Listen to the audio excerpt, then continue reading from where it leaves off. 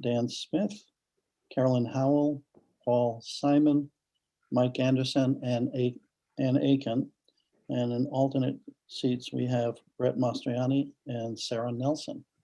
So welcome, everybody. We have kind of a full agenda, so if we can be deliberate and efficient in our discussion, that would be great. So why don't we begin and move to public comments, if we have any at this point. Christine. Okay, I have two hands up so far. First is NSBOE, which I'm guessing is Christine Wagner. Thank you. I just wanted to give some quick clarification from our discussion last week. A question came up on line item 250 under other expenses, and to clarify what the $136,000 line item was, because we didn't have an answer for that last week. I did send an email out to you guys, but it didn't come out until today, so you may not have seen it. A bulk of that, 126,500 of that is for software and licenses. The rest of it you'll see in the line items that I sent out, but I just wanted to clarify what that was because I didn't have an answer for that. And then the other thing I just wanted to comment on is you're looking at February financials for the Board of Ed tonight. The Board of Ed has not seen those yet or had the chance to review those, but we will be doing that tomorrow night. So if there's any questions on that, unfortunately, we won't have any answers for you at this point, just to let you know. And that's it. Thank you, Christine.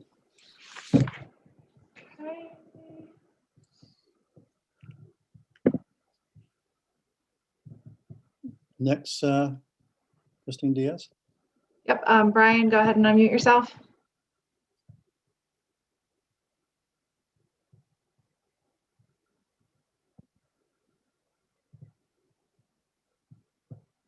Brian Rathman, go ahead and unmute.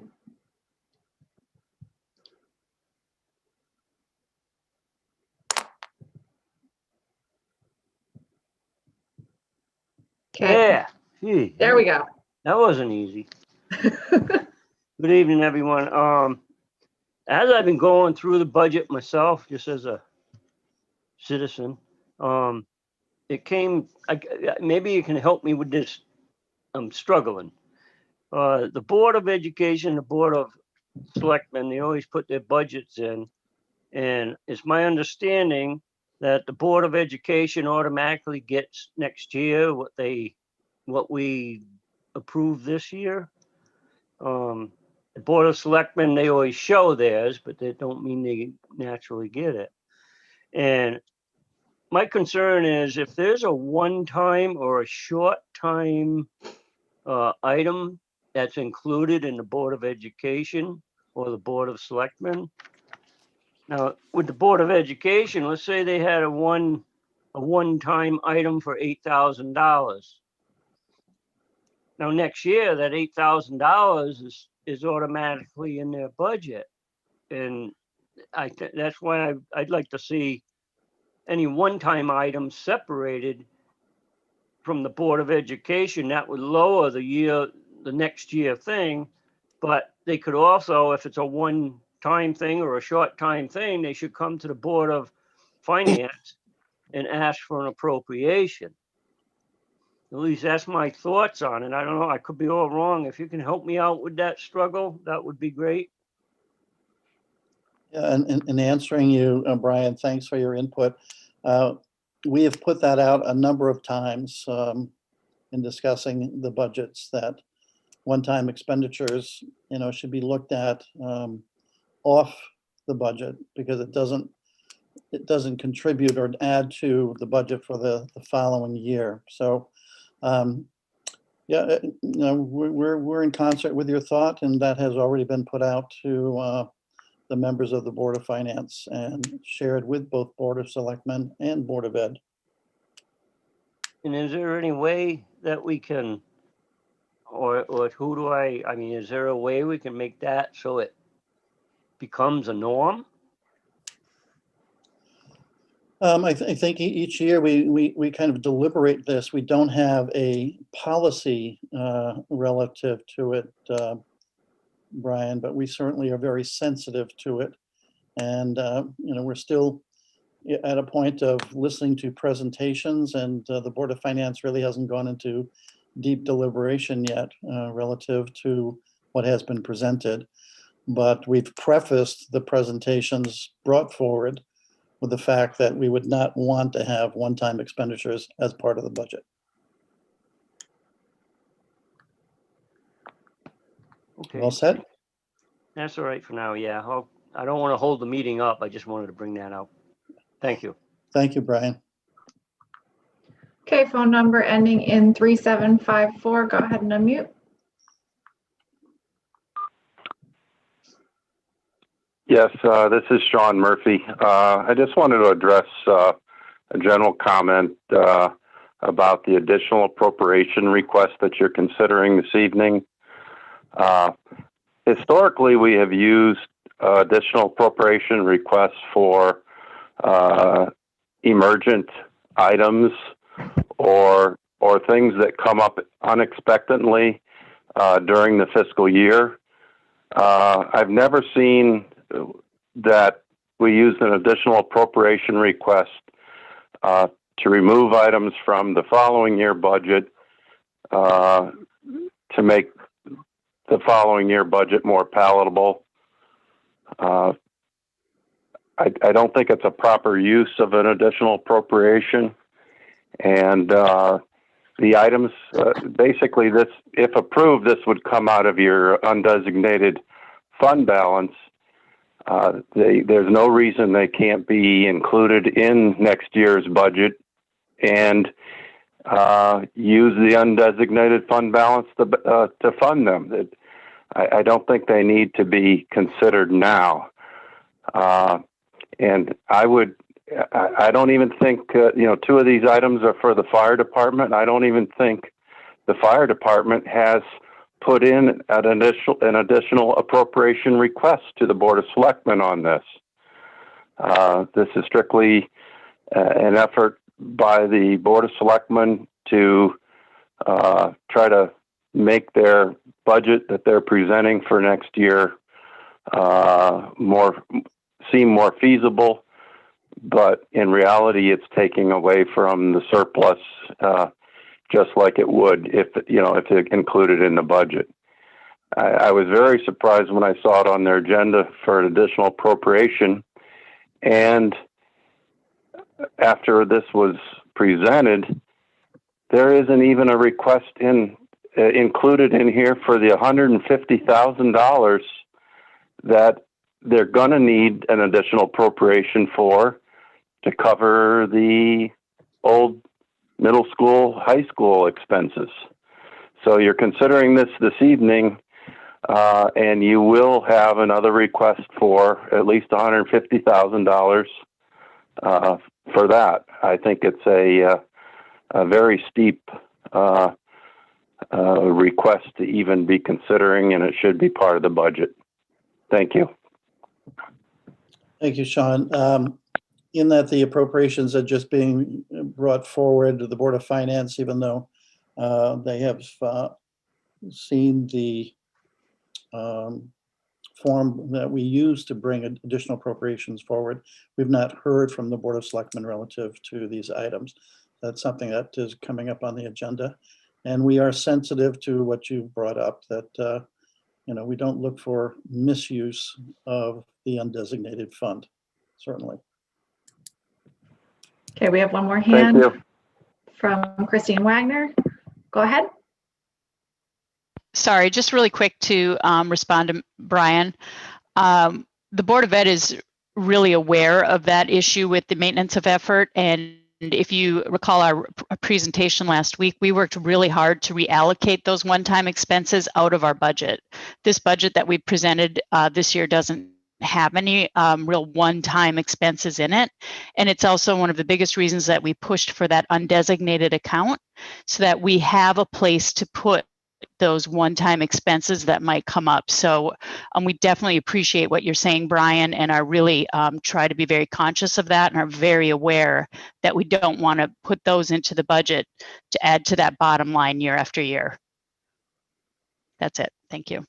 Christine, now that you've said that, I think maybe you can confirm for the public that the Board of Finance has already put out this thought that one-time expenditures should be looked at in another way other than being added to budgets.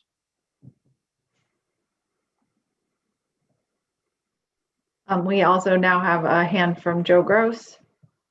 So Joe, go ahead and unmute. Okay, I'm unmuted, correct? Yes. I just want to reiterate on Brian's comment, and I do so because him and I do talk quite a bit. What Brian is basically referring to a lot is personnel. We hire personnel on a grant or whatever the reason is.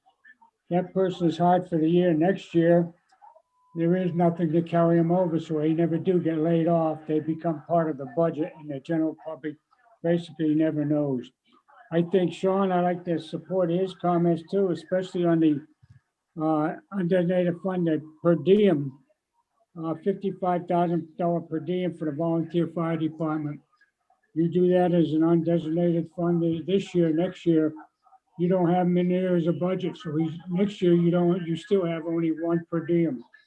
So I think the Board of Finance has got to look at this thing very carefully and apply it properly. The per diem must be part of the budget, and it will be there for next year. It ought to be an undesignated fund here. I look as a purchase this year, but next year, nothing. The fund for the radios, that's no problem, because once you buy the radios are there, so we don't do it.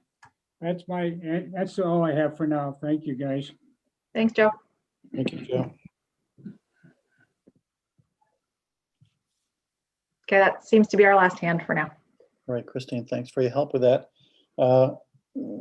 Third agenda item is correspondence. The only that I have taken with is submitting the quarterly to our Board of Finance narrative for the quarterly for the first quarter of this calendar year to the editors, Nita Kincaid and Lisa Mazzella.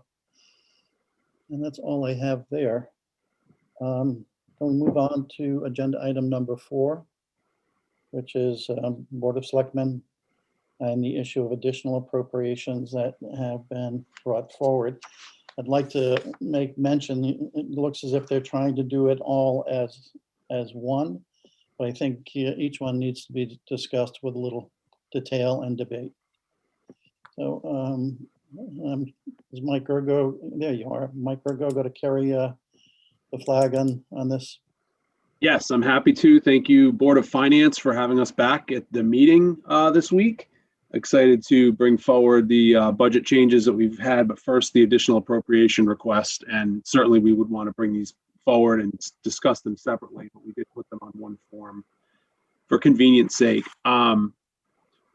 So you've already heard from the fire company on the needs for these items, and you've already heard from the Board of Selectmen on the needs for the software. The reason we're bringing it forward this way is that we met last week. We actually ended up having 2 meetings, and we did our best job at bringing this budget down to a place where we did our absolute best work on it. The Board of Finance had indicated in previous meetings that there was an appetite for appropriations versus including certain things in the budget, because these items are needed and could be purchased now with the per diem just being credited to the fire company. They could start on the process of getting someone. It seemed prudent to include them this way and not in the budget. Yes, we are including this way and not in the budget so that we have less impact to the taxpayer on the budget when it comes forward for a vote. It would come from the undesignated fund.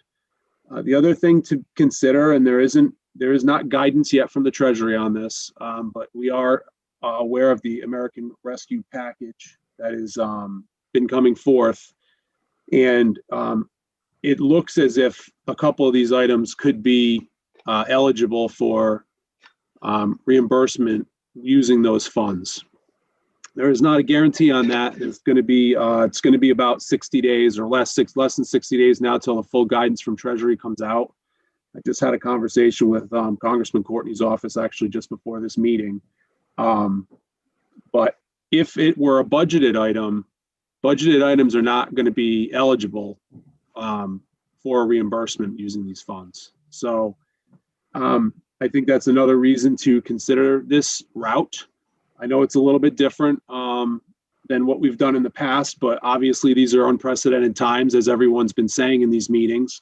And we're just trying to be as creative as possible by funding the town's needs in a way that's palatable to all parties. So I would ask for your consideration of these 3 items to be sent to town meeting for consideration for the additional appropriation request. I'm happy to answer questions. You know, I do see Chief Steinhardt is on the phone. If you have specific questions about the fire company requests, you know, certainly they already presented, so that I don't think there would be any more questions on that. And I do have Nick Haas on the phone from Tyler Technologies, who represents the software company, if you have specific questions about that item, which we've already talked about as well. So I think the question before you is, are you interested or willing to move these items forward for a request? And if it gives you more comfort to have me go through the budget before taking that up, I have a budget presentation. I'm happy to go through that as well, whatever your pleasure is. But that's how we've unanimously moved this request forward. All right, let's stick with the agenda as it is relative to the appropriations. And I would like to have each of these items talked about separately. So let's talk about the financial and human resources software in the amount of $60,325. Board of Finance members, do you have some concerns and or questions? I think Brett was up first, then Ann, then Paul, and then Carolyn. Yeah, regarding the software, is there a way to get a breakdown of what the purchase is, what the maintenance fees are, and what the add-ons are for that software? Yes, we have all that. Can you? We can provide it. Yep. So you can't tell me right now? I mean, I can look it up. Yeah, but it'll take me a minute. I can look it up for you. Because I know there's yearly costs for maintenance as well. So it'd be nice to know the breakdown of what this looks like going forward compared to what just the purchase price is. I went over what the school's purchase price was and maintenance plans were. So it'd be nice to be able to compare and to see where we are and know what we're going to look at going forward in my book.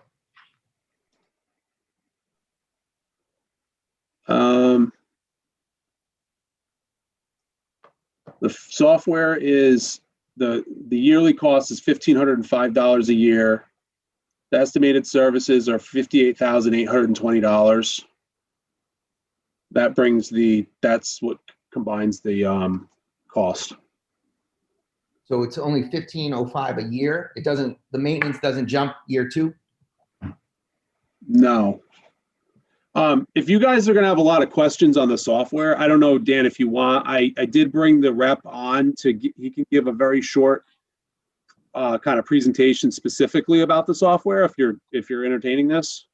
Yeah, I think, I think we have an idea of what the figures are and that there is probably a small amount that is budgeted for updates and so forth on an annual basis. I think the question at hand is getting perhaps a little more clarity in terms of the need for this software, in terms of perhaps efficiency to general government and to the town overall. And with that being said, some type of critical nature. And that I think you once said that it also would be replacing or obviating the budget line for OpenGov. So we're happy to hear from the person representing the software, and maybe it's going to help with some of the questions. I think it may. He's popping on right now. I think we can give him screen sharing ability. And Yeah, Nick, thanks for popping on, Nick. You're muted, or we can't hear you. Nope.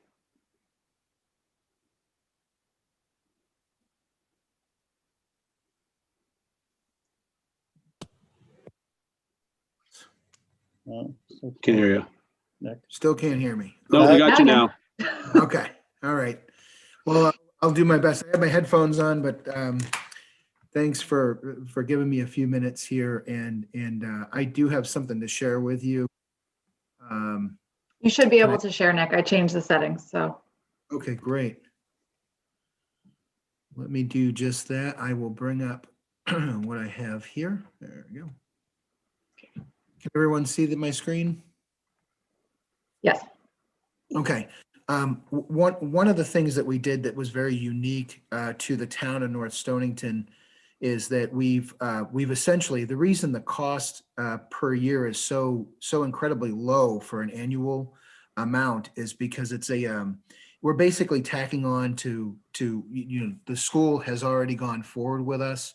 We're able to create a separate environment for the town, and as a result of doing that, you already have licenses through the school. So we're simply going to add a new database, which will be your own environment on the cloud, and you'll be off and running. So that's a very cost-effective way. That means you don't have to go through the process of purchasing or subscribing for all those different modules. It's a really cost-effective way, as I said, to jump on board. The only thing that we do need to come up with is the setup, conversion, and training, which is that big chunk of the dollars that Mike was explaining. The areas, these are just some areas, and we've approached these with the schools in the past with a project with them as well. But I thought of you guys and some of the things that we talked about, increasing your efficiency there in the town, basically trying to avoid some of the duplication that exists in spreadsheets and Word documents and information that travels outside the financial system. Basically, we can look at improving how the departments access information and reports. So instead of having to hand feed all these reports to the different departments, you'll be able to use the software to the advantage of having them jump online, be able to look at a dashboard, get right to the information they need to make the critical decisions. And it's all in real time. So that's a huge time saver. It also just improves that efficiency and how you communicate with the departments. It does come inherent with a content management solution. So you're able to index and archive all of your documentation. You can even scan and attach documents or attach any type of files to your transactions and such that's going on in the system. So that's all in there as well. So it's going to save on the paper side of things. We do have position control that will connect every position in your budget directly to the budget. So when you look at any, like for instance, if you look at an account, a salary account in the system, you're able to see the people, their positions, the FTEs, and you're able to automate that step and grade every year that you always have to fight with to go and find, in spreadsheets and such to build your budget of positions. It'll all be there, and every year you can automate that process. I worked with one town not too long ago that told me basically they saved about 6 weeks of work every year just by improving that. Lastly, we can help you automate the purchasing process in the town by doing requisitions to purchase orders and having a nice workflow there where you're not going to have to use all the paper that you usually have to, that usually sits on someone's desk. And lastly, it comes with an employee information portal too, so that your employees will be able to, and the departments will be able to access the software from anywhere at any time and get the information they need. When it comes to how we're able to share financial information with citizens, we are able to easily export information in various formats right to the town's website or to a website that you designate. And we can do it right out of the software. So any reports that you run, they can be shared with the public. That comes standard in the software. Some screens I was going to share with you, is a few of these I have for you. Basically a dashboard. You're able to get to information. Departments can access their information and they can see in real time charts and graphs. They can pull reports. They can set up the certain reports that they consistently have to look at. We can do that in a dashboard for you. We're able to improve on your account structure there with the town. So if there's any segments that you haven't been able to filter by, we're able to do it by any segment in your account structure. So you're able to roll up or roll down accounts, and you can get to information basically by filtering on any one of those particular segments, which is going to give you huge advantages when it comes to grouping accounts and trying to put certain accounts together into reports that you need to run. We'll be able to give you a new way to look at the budget when it comes to requisitions. So if you put in a request for a purchase, that electronic flow can capture it from the time the actual requisition goes in. So every year, and I was on a finance committee for 5 years in the town of Hooksett, New Hampshire. We used to always fight every year with, how do we look at what people are planning on purchasing for the year? Usually that's in paper format. With a system like this, you're able to put a request in at the department level. It can sit out there. It hasn't been adjudicated. We didn't make a decision on it yet, but it's captured as a pre-encumbrance. So you'll be able to get to the level of what your budget is, what the year-to-date transactions are, what the balance of any account is, any encumbrances out there, budget balances, but then also what's coming at us in the work in process that's being requested, and then what the balance is. So it'll take that into account, which is a huge, usually it's a big hole that folks have that they have to go and find in paper. We'll be able to put that right online for you, and the workflow will go right through for the decision makers that you need. You're able to drop into any account with all the details behind it with just a click. So underneath every account, you'll see every line item that makes that up, and I know that makes board members pretty happy. When it comes to purchasing, you're able to scan right from any websites, any paper you have, anything you're purchasing can go right in underneath the transaction, so you can find out what you've purchased at any time. Or if you're looking at requisitions, you can see the backup documentation for what they're planning on purchasing. Again, filterability on any given segment by any date, range, name, anything that you want to search for. Now, where this really saves you a ton of time is, they say we spend about 30% of our day, believe it or not, just hunting for information. Imagine being able to go into the system and just search by a keyword and get any transaction that has that word. So for instance, Dell, you'd be able to see anybody with the name Dell, or any vendors with the name Dell, or any paperwork that has the Dell, contained within it. It'll bring it right up. It'll have it there for you, and you can search it. So you can set up the reports the way you want to see them. So if you want to filter them by any given segment and you want the system to run reports for you in real time, we can even set up alerts for you so that it automatically runs those reports at that time.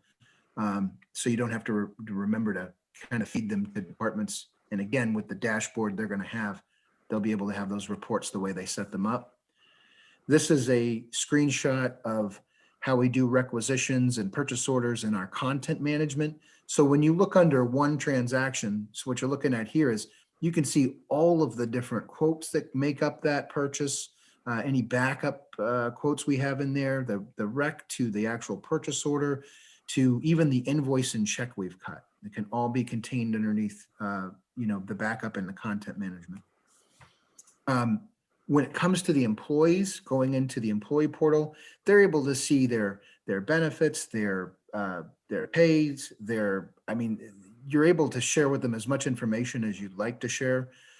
They can do simple things like, I want to request an update to my address or to my phone number or email or any demographic information. That'll go through an approval sequence so that payroll or HR could approve that, but they won't have to go in there and key those kinds of things in from, some piece of paper that someone's given them to make a change in the system. So you'll be able to improve the participation of employees. And again, what we're looking at here is, how you project all of your positions in the budget, what is funded, what is vacant. So you'll be able in real time at all times to see, do we have any open positions? Are they funded? Do we have any open positions that haven't been funded? And when you go into the budget every year, you're able to then fund those positions and go forward with them. So you'll always have an index and inventory of them. What's really nice for a lot of towns are you can run basically vacancy savings reports on demand in real time. So if you have a position that's maintained, and it's a couple of months have gone by and we haven't filled it, you can see what the savings is going to be. And also, if the salary changes what you paid someone for what was in the budget, it would show you what that savings is going to be. And then, put it in at the new rates. So for example, we've got open positions, we've got the position inventory in here. And you're able to see them and like I said, in real time, what is in each individual line. So I wanted to share just some of that with you. There's a lot of different other areas too, but we're really looking forward to working with the town. A big portion of what I've proposed for you is in the project management side of our implementation. We're really going to work with the town to see some of these areas that you really want to improve in, and then we're going to make those happen when we go into our setup and our training of how you'll use the system. So when we improve just a little bit each day, eventually big things occur because the little improvements add up to a huge improvement. Thank you, Nick. I think that was very informative. Sure. Before we move on to other questions, I'll note that this software was mandated for the school district, and that this would give us I would say, a near seamless tie-in with Board of Ed, which doesn't exist right now. Also, I know Board of Ed has started their training. I don't know where they are in terms of the level of their efficiency with the software yet, but I know that has happened. So why don't we open it up for questions? If you can take your screen down, Nick. Yeah, I'm gonna do just that here.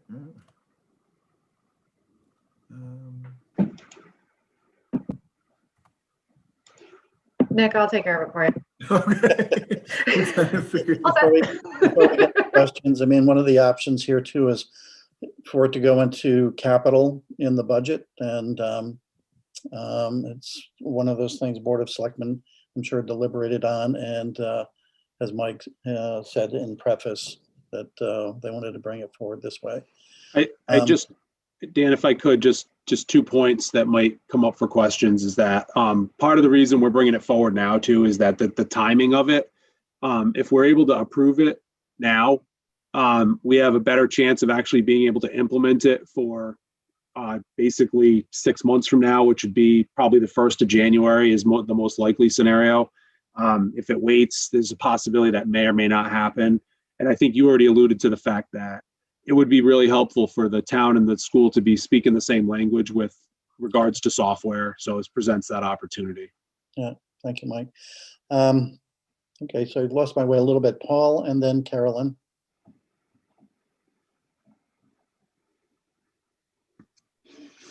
Sorry, my original question was for Mike, but maybe Nick can talk a little bit about the other towns that are using this software, how long they've been using it.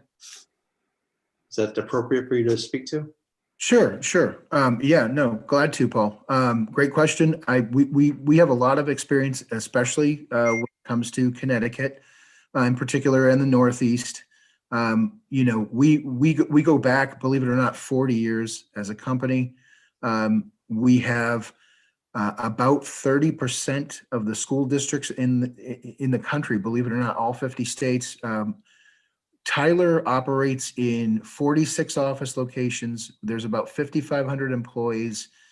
We're about $3 billion in revenues, and we have about 14,000 clients in the U.S. So we have an office in Bangor, Maine, in Yarmouth, Maine, in Falmouth, Maine. We do have remote people that work throughout Massachusetts. We do have people who are project managers that live in Connecticut, Massachusetts, all around the Northeast. I'm out of New Hampshire.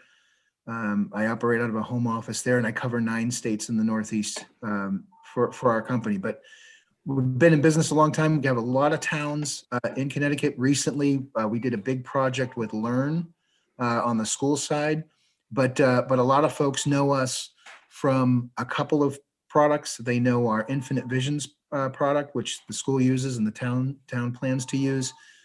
We've got a product called Encode that's really kind of more big. It's bigger out in the west.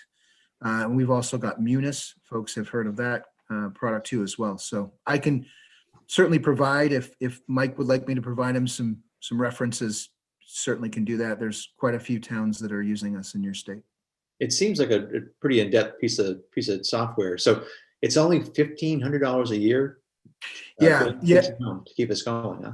Yeah. If the schools, that's great point, Paul, because the schools are using it, we're able to basically not have to do all of if they weren't using it and this was brand new to just the town, you'd probably be looking at maybe $60,000-$70,000 in software licenses. But Right. because they're already using it, what we're going to do is we're using their license keys and we're creating a new database. We're going to create a new environment. And we're going to leverage, because the town and schools work together, we're going to leverage the school's account to be able to do that. And then set you guys up as your own environment. So we get a huge reduction when it comes to the software licenses to do that. Right. The one thing we don't get out of is having to do all the setup and training and all obviously the dollars that have to be allocated for that. Right. I gotcha. Yeah. Okay. That's it for now. Thank you. Sure.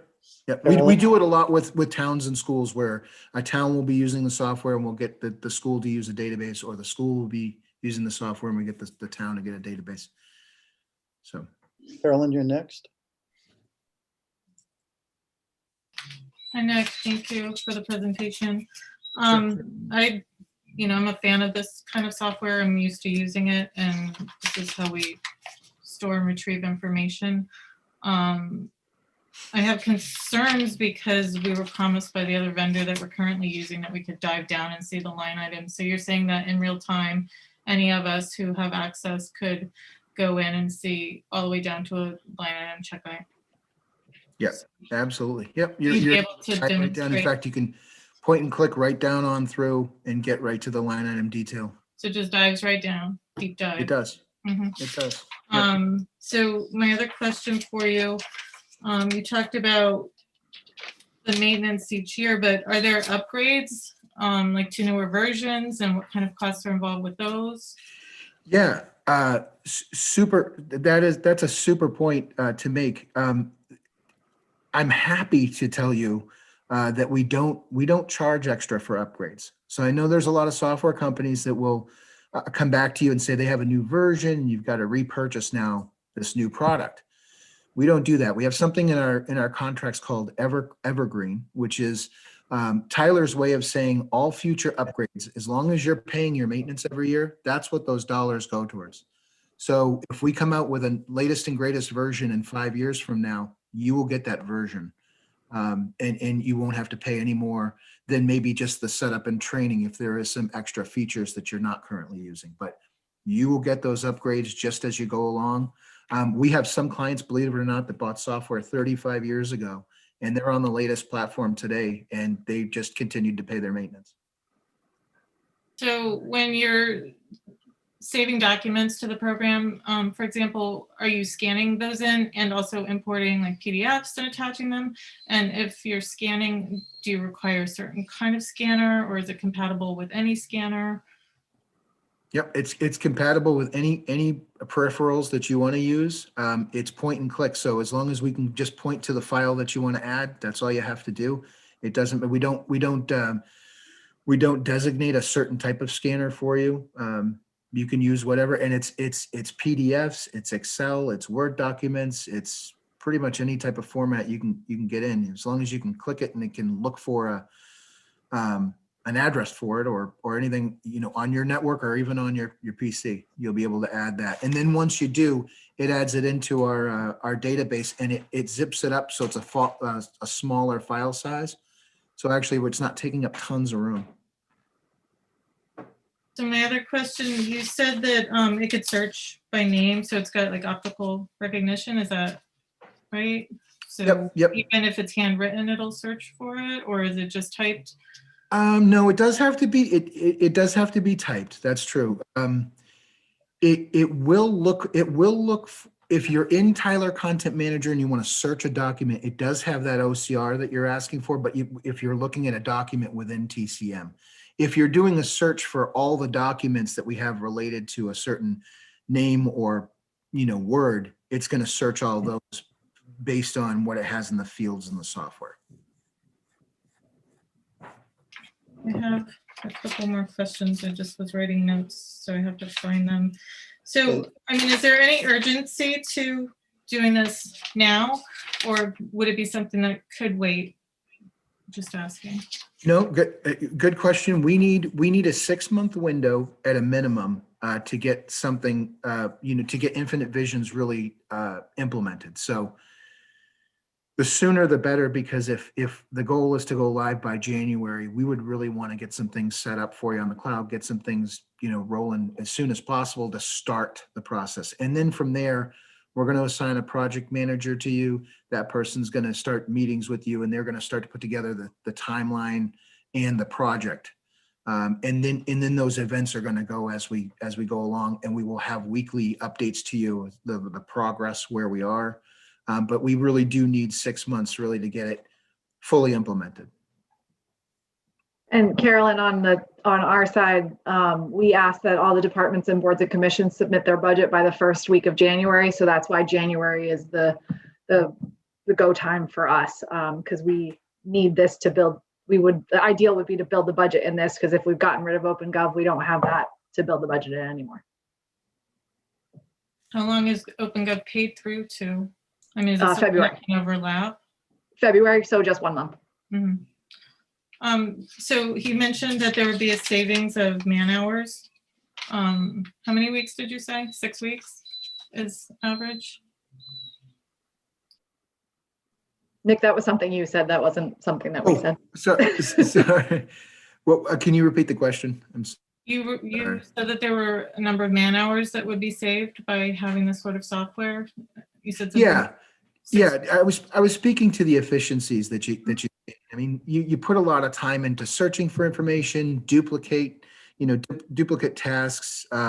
We call them islands of information. If you're having to recreate the same information from a spreadsheet or a Word document, to put it into another one, to share that in some report, there's a lot of time savings in the software where you don't have to do that. You're basically everything is integrated. So once I key the information in, it's going to travel appropriately to those other areas. So there's a lot of different areas and functions within the software where you'll find substantial time savings. That's yeah, I totally understand the whole time savings part of it. So I guess my question would be to the Board of Selectmen is what are we going to do with those man hours that aren't needed anymore? Is there a reduction in need for staff, or what's the benefit on that end of it? I mean, I think his point is, certainly the estimate would be based on a certain scenario with a certain amount of staff. And, I have no idea whether or not that'll come to fruition here. Certainly we'll evaluate it once the software's installed. If there's savings, we could take a look at it at that time. I think the savings right now would come from the fact that we wouldn't need OpenGov and we wouldn't need QuickBooks. So, those are the immediate things. And then we just take a look at, is this created some additional efficiencies that didn't exist before? And I think that would be, up to the next Board of Selectmen to keep an eye on going into the next, and Christine in the next budget cycle. So Nick, are there any limits to users? Like, is there a certain amount of users that are able to use the software at any one time? And is there a cost per user, or is it all just a bulk? Nope, there's no limit to the users. So we don't limit it as many users as you want to sign up, you can. Thank you. Glad to. Well said, Carolyn. I'm assuming she is. Sarah, we'll go to you next. Brett, I know you had your hand up, but we've heard from you once. I'll come back to you right after Sarah.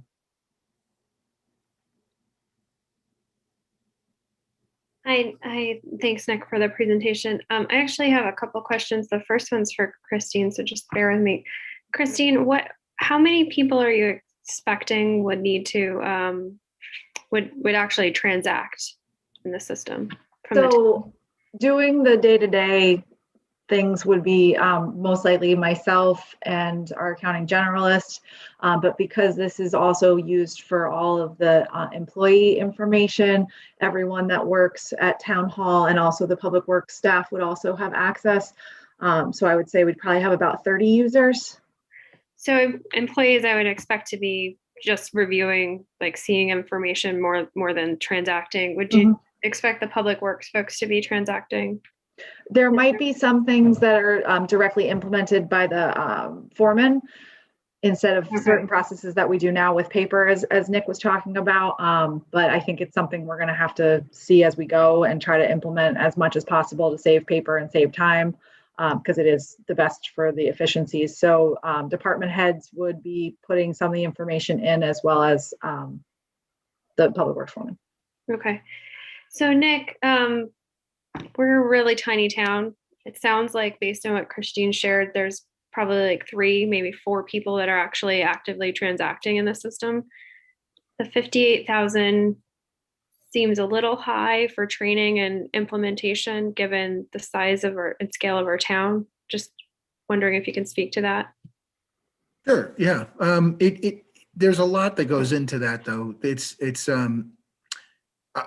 First, I'd say that, that's our estimate. So that's what I've estimated. Now, we only bill for the actual time that and materials, the time that we bill during the project. So if we have any unused hours, you will not be billed for them. So if we can come in under budget, that'd be wonderful. But you think of the conversion work that needs to be done, the project management that needs to take place, and getting to know you guys and getting to know where we're going to solve some of these issues, how we're going to set it up. And then as we go through consulting and training, there's a lot of little pieces to this. So, even being a small town, I've worked with, I'm trying to think off the top of my head, years ago with the town of Atkinson, New Hampshire. They had like 1 person and maybe 2 people using the software.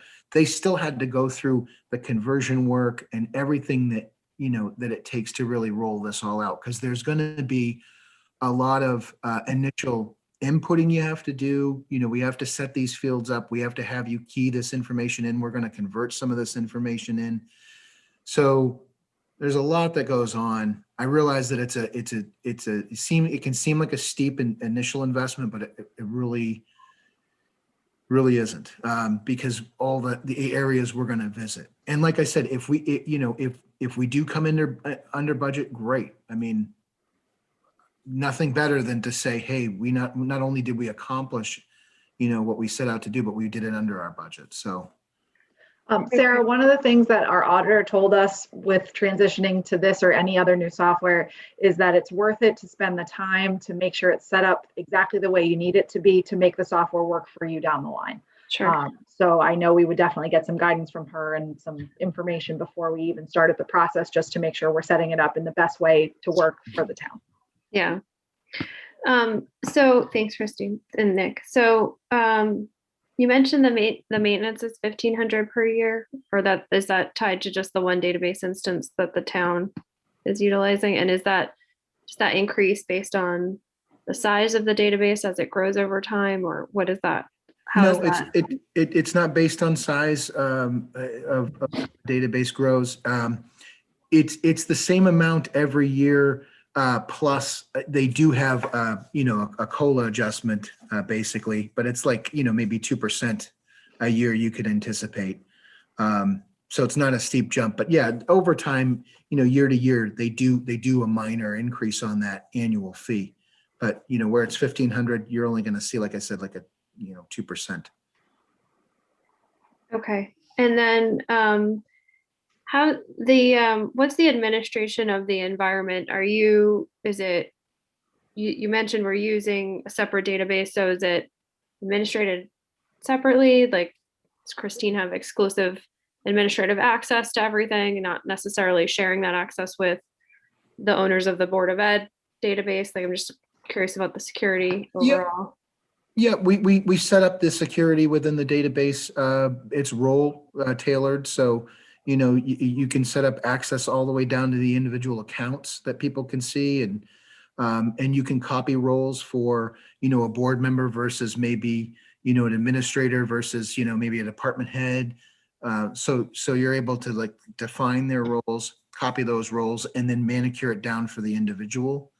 So we provide that training to you on how to set up the users and how to get their security down. I mean, we've got some departments that can write down to, I've got these 2 accounts and these 3 employees, and that's all I get to see, or, and I just get to see. But we also have these budget control groups and accountability centers. So they're like cost centers. So, each department is going to see their cost center, not everyone else's, but their world. So it is partitioned that way. And I'm assuming Tyler Technologies cyber organization has some sort of cyber assessment they'd be willing to submit to the town. Has the town seen that? Sure. Yep. Yeah, we have a cybersecurity division at Tyler actually too. Yeah. So, yep. But we have a product that can even go out and check our clients' security for them if anything's ever been touched, or we have a very secure cloud. I'd be curious to see a report, if there's some sort of standard report that's provided to new clients that has how you ensure encryption and everything's protected and from hackers, all that good stuff. Oh yeah, sure. Yeah, it's critical, obvious. I mean, that's. Yeah, Tyler recently purchased Sage Security. I don't know if you're familiar with them, but we bought that company. They're now part of our portfolio, and we've rolled them into our division. So Okay. we even actively do security audits for our clients. Okay. Yeah, if you have any documentation on that you can share with the Board of Selectmen, they can pass it on. That would be great. Sure. I'll see what we can have, and I'll send that to Mike. Okay. Thank you. That's all my questions, Dan. Right, Brett, we're up to you. And then Ann, you'll follow Brett. All right, just if you could give a quick breakdown of that 58,520 of how much is actual in the training side compared to software side, that'd be great. Just bear with me for just a moment.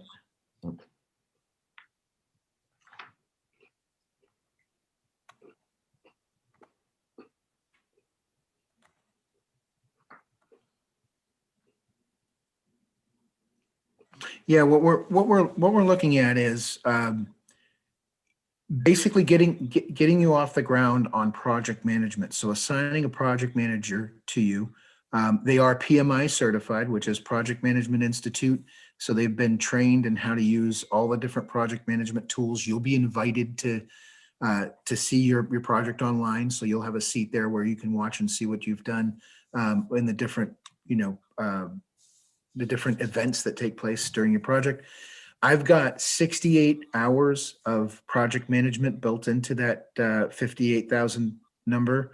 I've got basically a one-time hosting setup fee for you of $600 in there.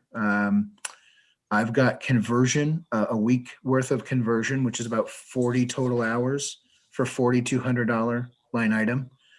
And then I've got setup, training, and implementation. And I've got about 428 hours of that built in there, estimated for you for 44,000. So that's how the 58,000's broken out. And it is, project management, setting you up on the hosting fee, one time, converting all of your data, and then how we set up and train and implement. Okay, so I noticed, I did some research just briefly, but it seems like most of your stuff is all in your advertising and marketing, and your website is all geared towards K through 12. I didn't see a lot talk about on the municipal side. So how many towns do you have currently in Connecticut on this software, on the municipal? Yeah, I mean, quite a few. If you bear with me for a moment, I will drop some names for you. we're talking Connecticut, okay. Just a rough note. I don't need to know details. Yeah, Just- I would say, I mean, we have at least 30 towns that are using the software. On the municipal side? Yeah, oh yeah, yeah. No, the marketing, you know, you bring up a good point. Marketing tends to talk a lot about, you know, ERP in the K-12 space, Brett. And I wish they would put us, they do a little bit more marketing effort on the town, because we do, you know, we have a wonderful product for a municipality too as well. Unfortunately, in our company, Munis gets a lot of that publicity, and let me tell you why. Because Munis has a tax collection and assessment side. All right, so they're often thought of okay, well, you know, this product's going to work for us. Infinite Visions is the perfect product for a small to mid-sized town, and we've been selling it in all 50 states, supporting it, and I'd say that probably a good 40% of our client base is municipality. And I noticed when the school did it, they financed it over 4 years, but was that not based on the setup, or is that something that we are potentially able to do? No, that's not an option for us now, Brett, because I asked about that. Most of the cost is associated with the training, basically, so we're not able to do that with this.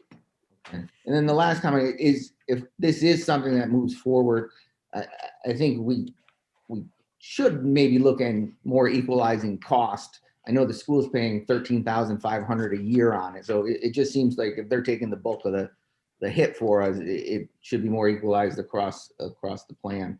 But that's the only questions I have based on it. Thank you, Nick, for providing that information. I appreciate it. Sure. Carolyn, I'll go to you one more time. What I'd like to do is shorten this up at this point. We've spent, oh, Ann, you're next. I'm sorry, then Carolyn. We've been spending about 45 minutes just getting some clarification here. And we've got a ways to go yet. Ann, go ahead. I have two quick questions. The first one is, what are we paying for QuickBooks? So QuickBooks we only have a charge for QuickBooks if there's upgrades to the system, which do happen, but currently we don't have one slated that I'm aware of. Okay. And my second question is, the historic data that is in OpenGov, does all of that get converted over to this, or do we lose some of it? So go ahead, Christine. So the data in OpenGov is coming from QuickBooks. So we're going to be moving everything from QuickBooks into Infinite Visions. Okay. You know, I have the historical information for all the budget builder. As we, you know, every time we make a new budget and you guys get a new file, that's another file from just the budget builder side of OpenGov, and we'll make sure whatever we can preserve from that we need to, we will. But the real true data is all in QuickBooks. Okay, great. Thank you. That's all I've got. Carolyn. I was just wondering, Nick, when you convert the data, how far back are you converting data from QuickBooks, and would it be simpler just to like keep that as an archive and start fresh moving forward? And is there any cost savings to that as well? You know, great question. It's up to you how many years you want us to convert, and we're not going to change our costs based on that. We have a lot of folks will decide to just, you know, convert, say, 3 or 4 years worth of data just so that they have beginning balances and they can go back a couple of budgets, you know, and look. But we have something unique in the product that's it's a part of the database where we can archive that information, and it goes into our fields. So you're able to look it up in our software, and we can still retain some of that historic data, and it will be in its own separate place. So it won't be in the rest of your database. So we can accomplish all of the above and still archive it in a place where you can retrieve it when you need it. So would there be any savings to just start fresh moving forward and then using QuickBooks going back? I'm just asking the question. Yeah, no, it's a good question. I can't answer that only because you really need the project manager to look through everything and to make it, to help you decide what to do. Because I don't know everything with the data today. I'm not looking at it, but they're going to advise you to, convert 3, 4, 5 years, whatever it is, and then zip up the rest of it and put it, in the archive part of our of Infinite Visions.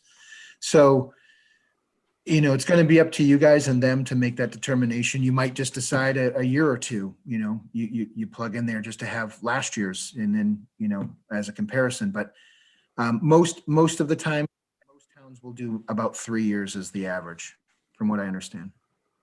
Thank you. Mike Anderson?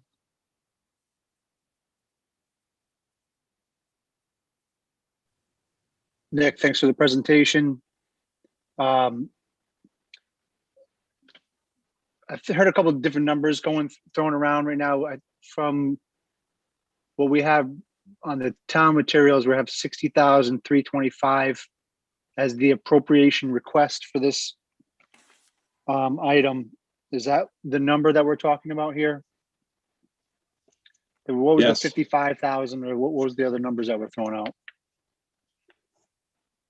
There is a number that is associated with all the, with the implementation of the software, and then there's the first year fee. So those are the only two numbers, but that is an all-encompassing number. Okay. That's on your appropriation request. I make a motion to approve, to move an appropriation request to a town meeting for financial software in the amount of $60,325. Do we have a second to the motion? I will second the motion. Any further discussion? Just that, Dan, this still feels to me like a capital item. What's the real reason with not putting that in the capital budget this year? Feels like it's a nice place for it to reside. So I tried to explain that at the beginning, Paul. There's two reasons for not placing it in the capital budget. The first reason is that we want to assure implementation by January 1st, which could be possible if it were passed in a budget as part of the budget process. However, we don't know how long that could take, depending on how the budget process were to go. The second reason is that we are doing our absolute best to keep the budget to a point where the Board of Finance asked it to be. And so this was kind of a compromise based on previous Board of Finance feedback that we felt there was an appetite for certain appropriations that made sense. And so those are the two reasons that it's before you as an appropriation request. Yeah, and I'm not. Can I just add one thing to what Mike said? Doing it now gives more time for the implementation. The accounting generalist and myself are going to be the ones that have to work on this. And if we wait until the new fiscal year, we'll be closing out the fiscal year and getting ready for the audit and doing the audit. So the timing of it, doing it now, is a lot more beneficial to the people that are actually going to be doing the work. Yeah, no, I understand. I'm not, wildly on one board or the one side or the other, but certainly, it's certainly a capital item, but feels like it could go into that bucket. But knowing that it will go to a town meeting for some folks to look at besides us, that helps me a little bit too. Okay, all right, thank you. Okay, we're still in discussion. Carolyn and then Brett. My only concern is I just hate to feel always rushed like this. I think that it's a good program from what I see. I think that we should have an opportunity to get some references from other towns that are using it in the way that we want to use it. I just don't feel comfortable trying to push and rush things through. I think that everything that we've tried to push through in the past, it's kind of come back and bit us after the fact. I think that there's no reason to rush this. I think we should have conversations, research all of our questions, get answers to the questions that we have, and we should present it to the public. And, I just think that we would be better off even if you waited, a month. It would still allow for some more conversations just to make sure that, we have all of our ducks in a row and that, we're doing this the way it should be done.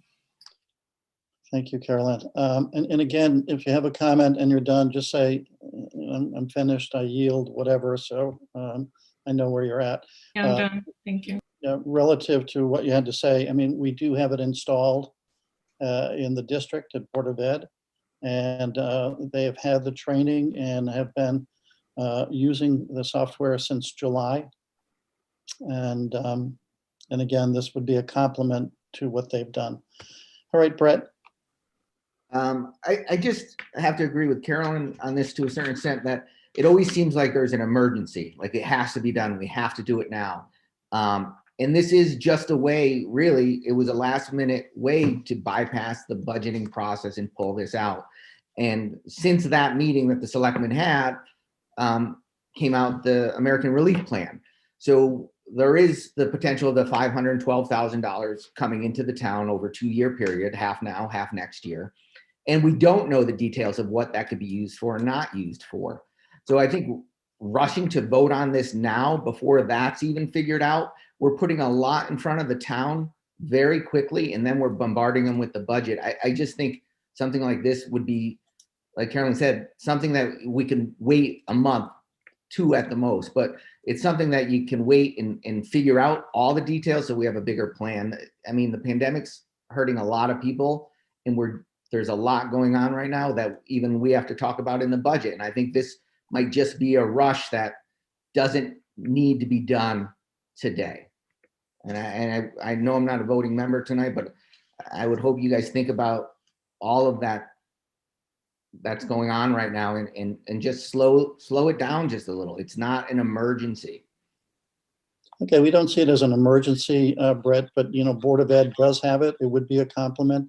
And as brought out by both our first selectman and Nick, that timing relative to implementation creates this circumstance. Dan, I'm sorry, I just want to correct the record a little bit. This isn't really a rush. I mean, Learn looked at this. This actually went through quite a process where this was researched, and although the Board of Finance is hearing about it for the first time because it's before you as an appropriation, this was actually very well vetted by many communities, and Infinite Vision was actually chosen as part of a pretty long and extensive process of vetting. So I think there's just a perception issue of rush sometimes here, and I don't see this as a rush. I see it as part of the process that we've been. Mike, what I'm referring to is there was a rush to pull it out of the budget to make the budget look the way it does, and then get this in front of the town. I mean, It's your opinion. I've been to the selectmen's meetings. I've watched every one, and I just think we need to slow down a little and let the public understand what the budget process that's going on and the expenses that are coming with the taxes. So thank you. Mike, you had something to add, Mike Anderson? Yeah, Brad, I hear what you're saying, with regard to, the relief act you're talking about, what is, how would that affect this at all? That's a question for you, I guess. Waiting a month, this has to go to a public hearing. You wait a month, you're into the time when we're going to have, hearings on the budget and a public meeting on the budget. And I just think, given all the circumstances, the fact that the Board of Ed already has it, they've been using it.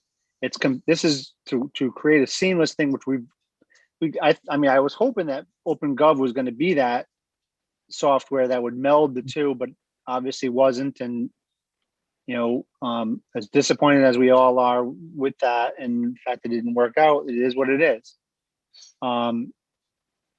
But given everything I've heard tonight, and we're trying to get this implemented in time for next January, where we don't have to do open glove again, which, correct me if I'm wrong, Mike, it looks like the re-application for that would be in February. That's why we're taking it completely out of next year's budget for open gov as a line item. We want to make sure that this is ready to go for January. And Mike, my comment about the American Relief Plan is because we don't know all the criteria yet, but reading and up on it and seeing what the governor's was looking for out of this might be something that could help pay for. So I'm saying, and we're supposed to get that revenue within, I think, 60 or 90 days. And we get half this year, half next year. So we can't reimburse ourselves for that? Oh, we could, Mike, we could. That's the point. I didn't envision this as something that would be utilized with those funds. However, there's going to be a greater conversation about the use of those funds. The other two items I saw as reimbursable with those funds, but this could be, or it may not be. Either way, it doesn't change coming forward with this appropriation. Right, but my point was just, let's get all that information together before we jump on something. And then ultimately, this does affect the taxpayers' bottom line numbers, even if it's coming out of the but we talked, this, to your point, Brett, about, pulling it out of the budget. And, there seems to be some kind of disconnect here where, we're providing some feedback to say these one-time items that aren't going to be year to year, maybe should be separate appropriations and not part of the budget. And yet when we do it, it seems to be something sneaky that, hey, we're not putting this in the budget. I don't want to do what we had to do last year where we're filling holes with the undesignated fund. I don't think anyone else has a stomach for it. But to use the undesignated fund appropriately where you're not, you're using our money to pay for something that's a capital expense that we know is necessary and that's really needed right now. And so, and which is another reason why not to wait next year, because it makes it seem more like, why don't you just put this in the budget? Well, we're putting it as appropriation right now to go to a town meeting right now to educate the public on this one particular issue and this one particular need outside of the budget. So it's not clouded by 16,000 other line items. This is a good example of one of those things where we can take it out of the budget, bring it to the town to see if the town wants to use the money we already have. So it's not going to increase the mill rate or increase the tax burden for next year. This is one of those perfect things where we've discussed that, should go that route. Right. So I don't think we should wait for it. Mike, and right now, you guys, we're voting to put it to a town meeting.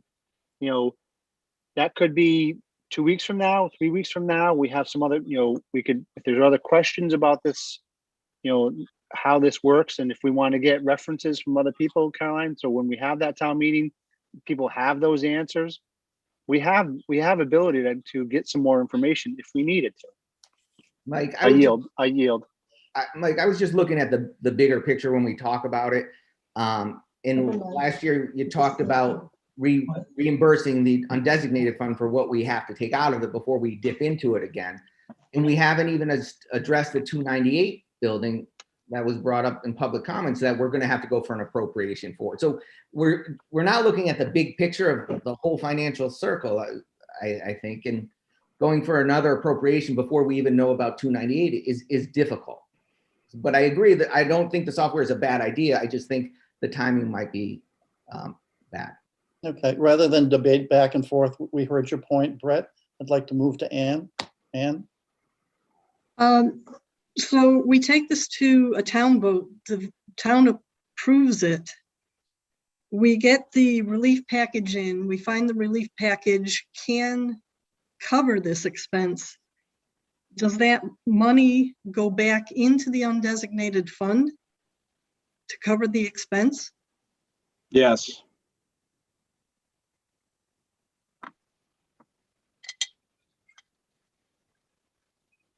Yes. I don't know if you heard me.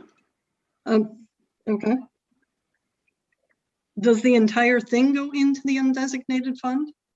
The money that we're getting from the American Rescue Package? Correct.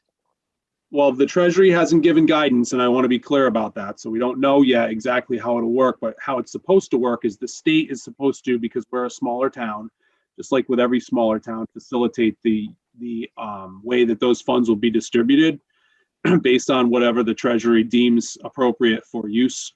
And again, there'll be a greater conversation about those things, but you know, certainly if this is something that would be eligible, it's certainly worth a discussion about that. Okay. You done, Ann? Yes, I am. I'm All right. sorry. I'd like to move the motion. Mike, if you could just reiterate the motion. Sure. I move to send to a town meeting the request for an additional appropriation for financial software and the implementation of that software in the amount of $60,325. I am going to poll us on the motion as presented. Dan Smith, Okay, I'm sorry, could you read? I missed it. no, Carolyn Howell,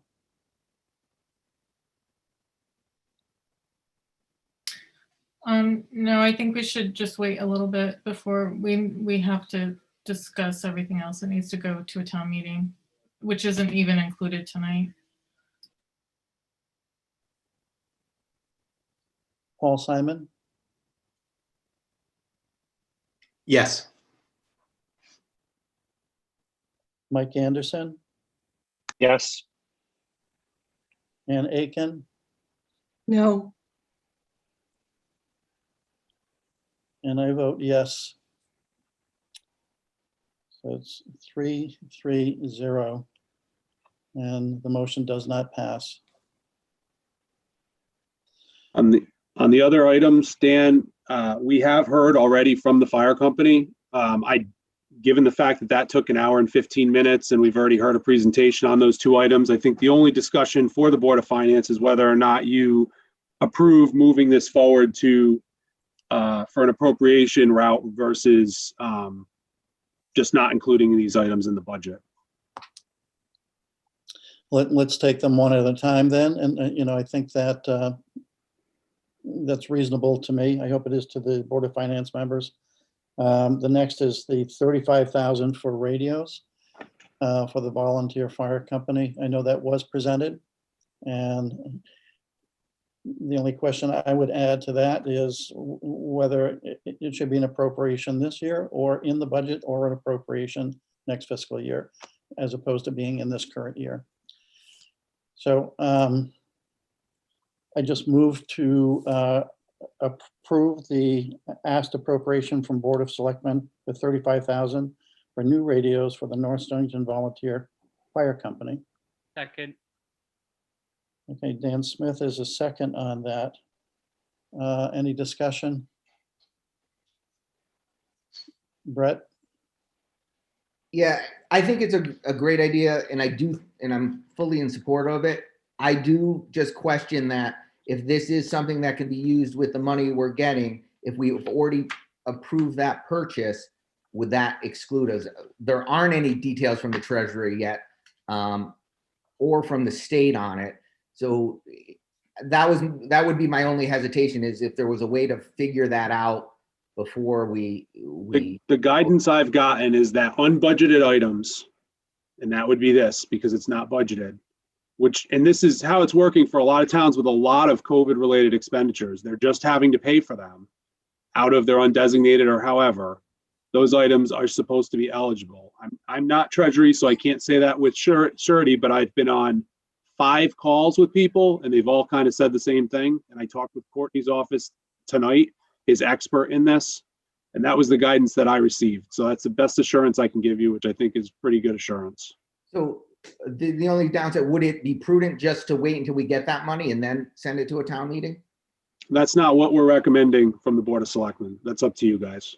the board hasn't met since they found out about the package, the Board of Selectmen. That's why I'm just bringing that up. Thanks. I don't know if Charlie has, if waiting a month would make a huge difference for the fire department. I would like the money to be made sure that we can reimburse it. So the Board of Selectmen's requesting that you consider this right now, Brett. If you don't, then we could certainly take up a different option. So. Thank you. Dan Smith, After looking at the undesignated fund policy that we have, it's for extenuating circumstances after adoption of the annual budget. So since we don't have the adoption of next year's budget, it would be against this year's budget, no matter what. Correct, Dan? the question is, is it something that should be in capital? And we brought that notion up at the beginning of the conversation. Or this fiscal year is soon to be over. Should it roll into the next fiscal year? Yeah, I think something with how many of these radios have been broken and the general need for public safety. I definitely think this is a good idea that, these guys are working their rear ends off. I think they need these radios sooner than later.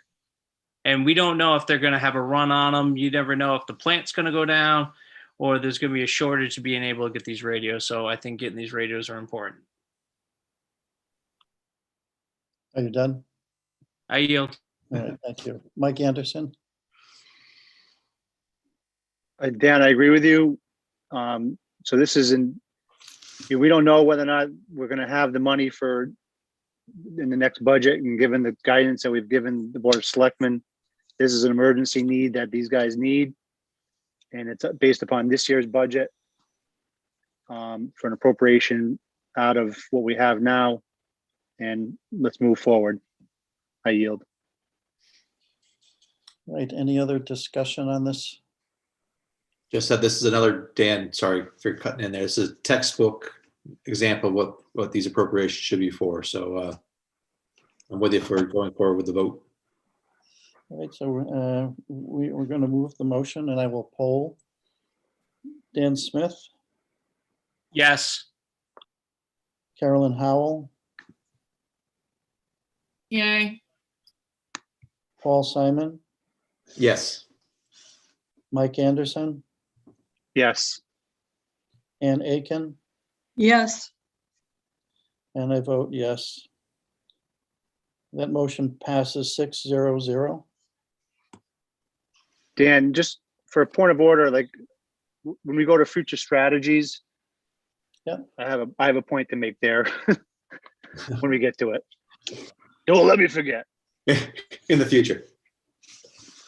So the last one is the $55,000 for per diem, another staff member at the volunteer fire company. I know that if you look at, if you've done the review, they've had an increase in that line item in the budget presented by the Board of Selectmen. And this is a situation where it would not be a one-time, we're actually saying this would then have to be budgeted year after year. And, the question is, I can see the need, I'm just being editorial here, the need for staffing at the fire company.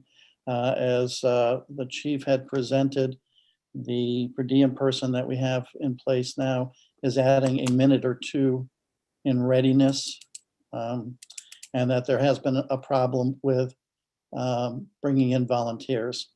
So whether or not funds should be allocated towards a campaign for recruiting volunteers, maybe that's something else. But this is funding personnel, which I have a question whether or not using the undesignated is appropriate. So. The only thing I'd add, Dan, is that, again, I think this is going to be an ideal use for those funds, and that in that it's not a budgeted item, it would open us up to the opportunity for at least getting the reimbursement should it be available. And I see this as another, time is of the essence thing, and, let's get them on the path to be able to start the hiring. So Does someone want to bring a motion forward so that we can then go into discussion?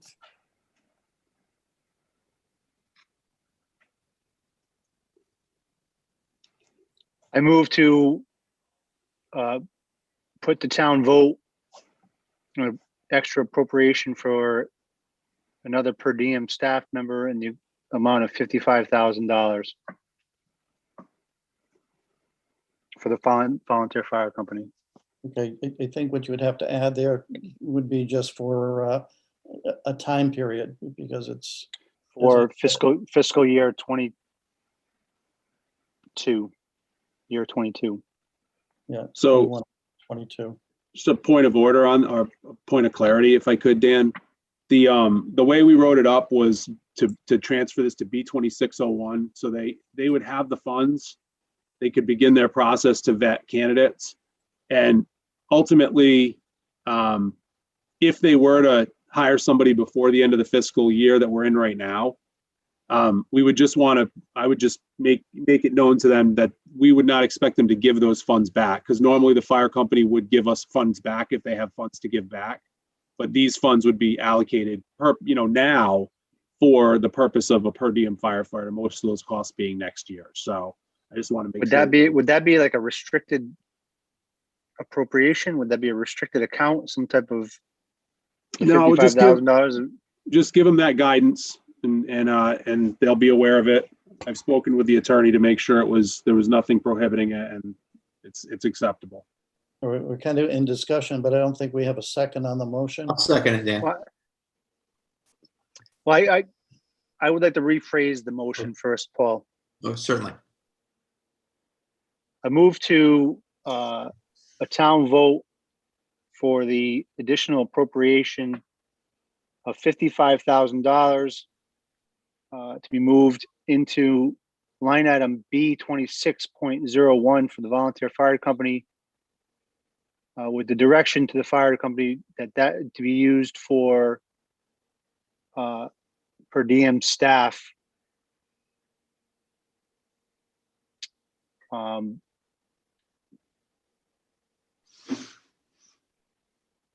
for, I guess, 1 year from date of hire.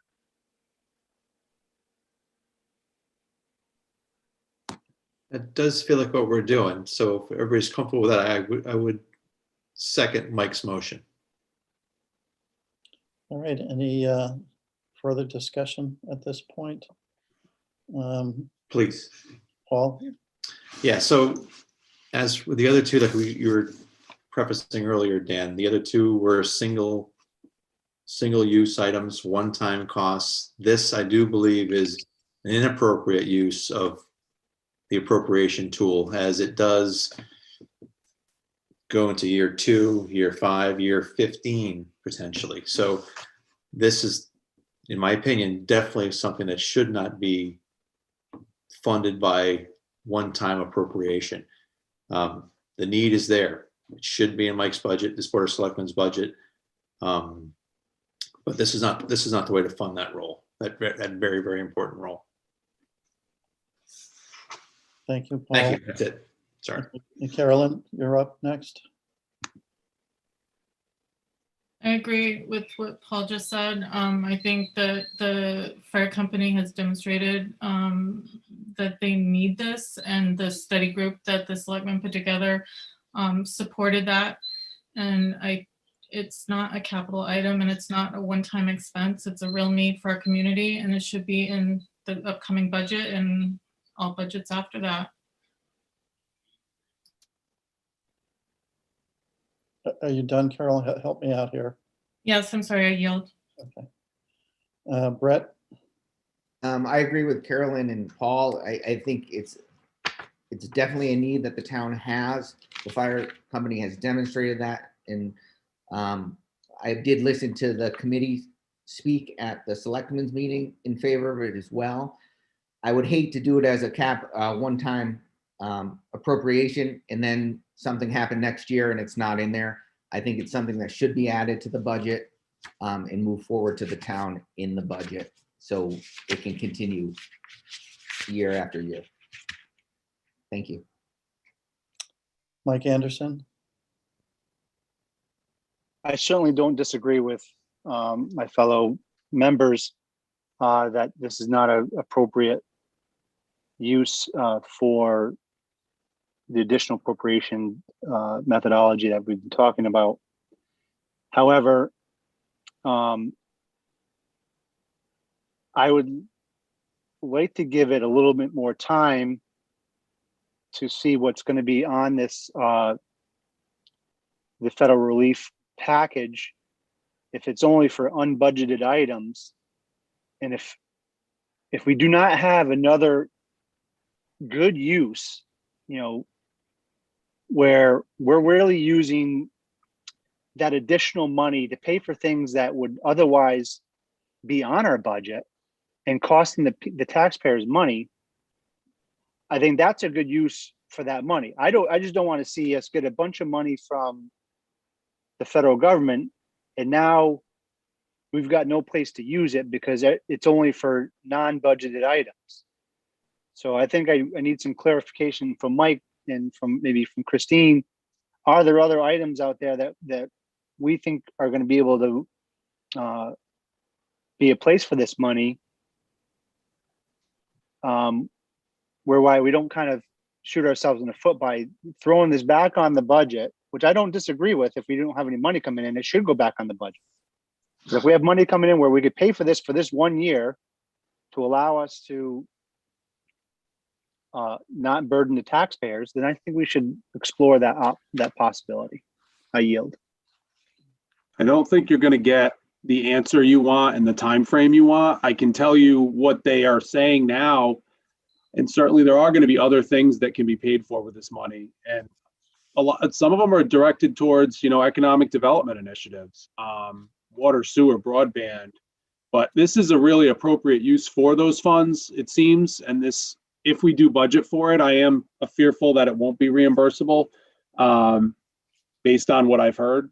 That was my point. But again, it's up to you guys. I understand your points about this isn't something that we would normally come for an appropriation for. Normally we wouldn't come for appropriations like this anyway, but it's based on the Board of Finance's feedback that we were trying to think outside the box on this. So, Mike, for the benefit of the board members, the increase that was in the revised budget that you're presenting tonight, why don't you just give clarity to that? I know what it is, but speak to it, please. Yeah, the fire company had originally requested, I think, 120 in total for per diems. After some back and forth and some investigative work, I think Selectman Carlson did some discussions and recommended that we reduce that to what ultimately ended up being 55,000 per diem. And I think that worked for everybody. At least that was the feedback that he had shared. So that's why you see 55,000 in the 55,000 in the budget. Yeah. And that's why you see the other amount for the appropriation request. So we just split it that way. So we increased it in the budget that we have now. We just split them. So this is just for the one per diem staff that you're getting the appropriation request for. Okay. I'd like to move the motion if I can poll the members. Dan Smith, No. Carolyn Howell, No. Paul Simon, Oh, no, Dan. Mike Anderson, I'm saying no for now on this one, Dan. Ann Aiken, No. and myself is a no. So we're 0-6-0 and does not pass. All right. I'm sure you're watching the time, but we're at 8:35 currently. On St. Patty's Day. on St. Patty's Day on agenda item number 4. Good thing I'm finished. Just concluding. So 5 is the budget presentation from the Board of Selectmen with revisions. And Mike, if you want to address it, it can kind of be broad brush. I know we've had it for 2 or 3 days, or so that you've been able to look at the lines. And so why don't we I start? mean, I Go ahead. prepared a presentation, Dan. I mean, I can try to run through it quickly. It's up to you if you No, prefer. I think in fairness, it has to, yeah, you have to present it, Mike. Go ahead. Okay, that's what I was planning on doing. Just let me.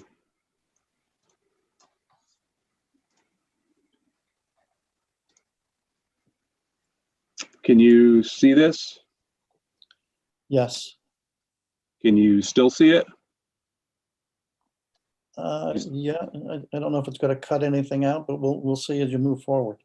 All right, so I just want to, I'll keep it brief, but there are always new people on the call, so I'll just start from the kind of the beginning, and I consolidated a couple of slides here. But, you know, we had a lot of accomplishments last year. We talked a little bit about them last time. Can you see this slide, the accomplishment slide? Nice. Okay.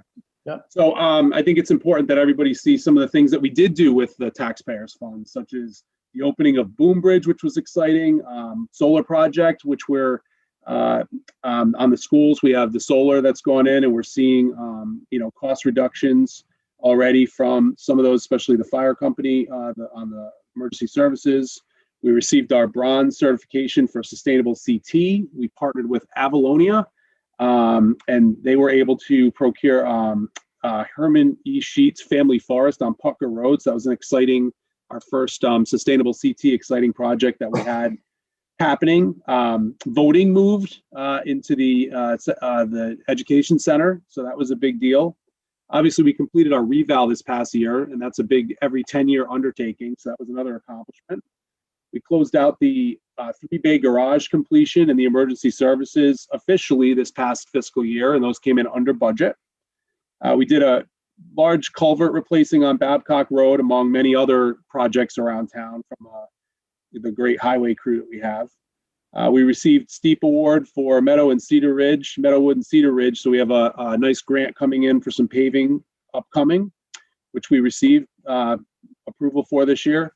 The playground was completed at the elementary school. Of course, that was not the town necessarily, though we helped a little bit, but it was really the PTO, and they did a fantastic job fundraising and making that happen. We had our ribbon cutting at the elementary school, thanks to our school modernization committee for their continued dedication. Our John Dean Gallup House, we had a conditions assessment and feasibility study that we've reviewed earlier this year and received a grant to have that happen. And we got a technical assistance grant for housing. So these are just a few things that happen, but I think it's important that people see their tax dollars at work. So in this year, I talked a little bit about this last time, but the challenges that we face this year in the budget process is revenue. We have a reduction in revenue. In fact, about 178,000 less revenue than last year. We have about $440,000 in ground to make up from undesignated fund usage. We know that 298 Norwich Westerly Road is a cost that's bearing on us because we really don't have any income projected yet, though we're optimistic that we're going to have something going there. We do have some great opportunities because we have tuition students coming in, thanks to the fine work of the Board of Education and the group that's been working on that for so long.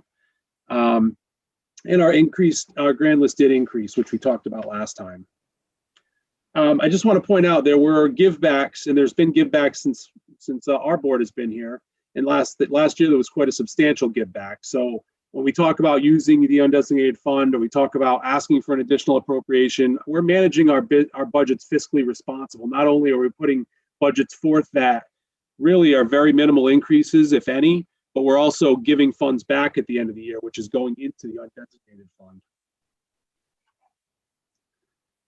fund. General government budgets, you can see here, there's been, like I said, very minimal increases over the years. Since, you know, and this year will be no different based on the feedback we got.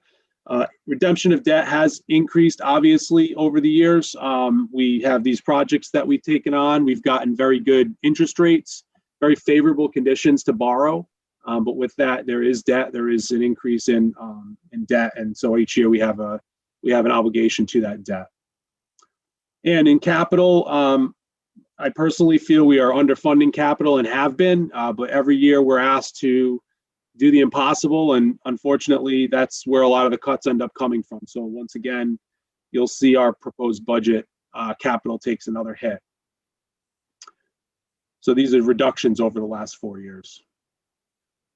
So this just goes into what we've changed in the budget that you all received last Friday. So we did increase revenue in a couple of areas that we were aware of that there should be increases in revenue based on incoming information, but most of it were reductions. So I'm just going to kind of go through these slides. I'll leave them up for a moment so the public can see them. And I know you have all seen these in the budgets that have been provided to you, but you can see where we've reduced B100. We've reduced the selectmen's salaries. There is no increases there. Selectmen's expenses, town attorney, tribal recognition, employee pensions, removing the first selectman from the pension plan. We reduced the education center budget with the intention of getting that place leased out or doing something else with the building. We unfortunately reduced, we still gave increases to the nonprofits that requested them, but they were halved from what they had asked for. So we felt it was important. There is such a burden on all of these nonprofits that we still wanted to help as best as we could. You do see that OpenGov was removed, which puts us in a pickle because now we have not approved the software. So that's something that'll have to be further discussed. Leaves us with no budget builder option.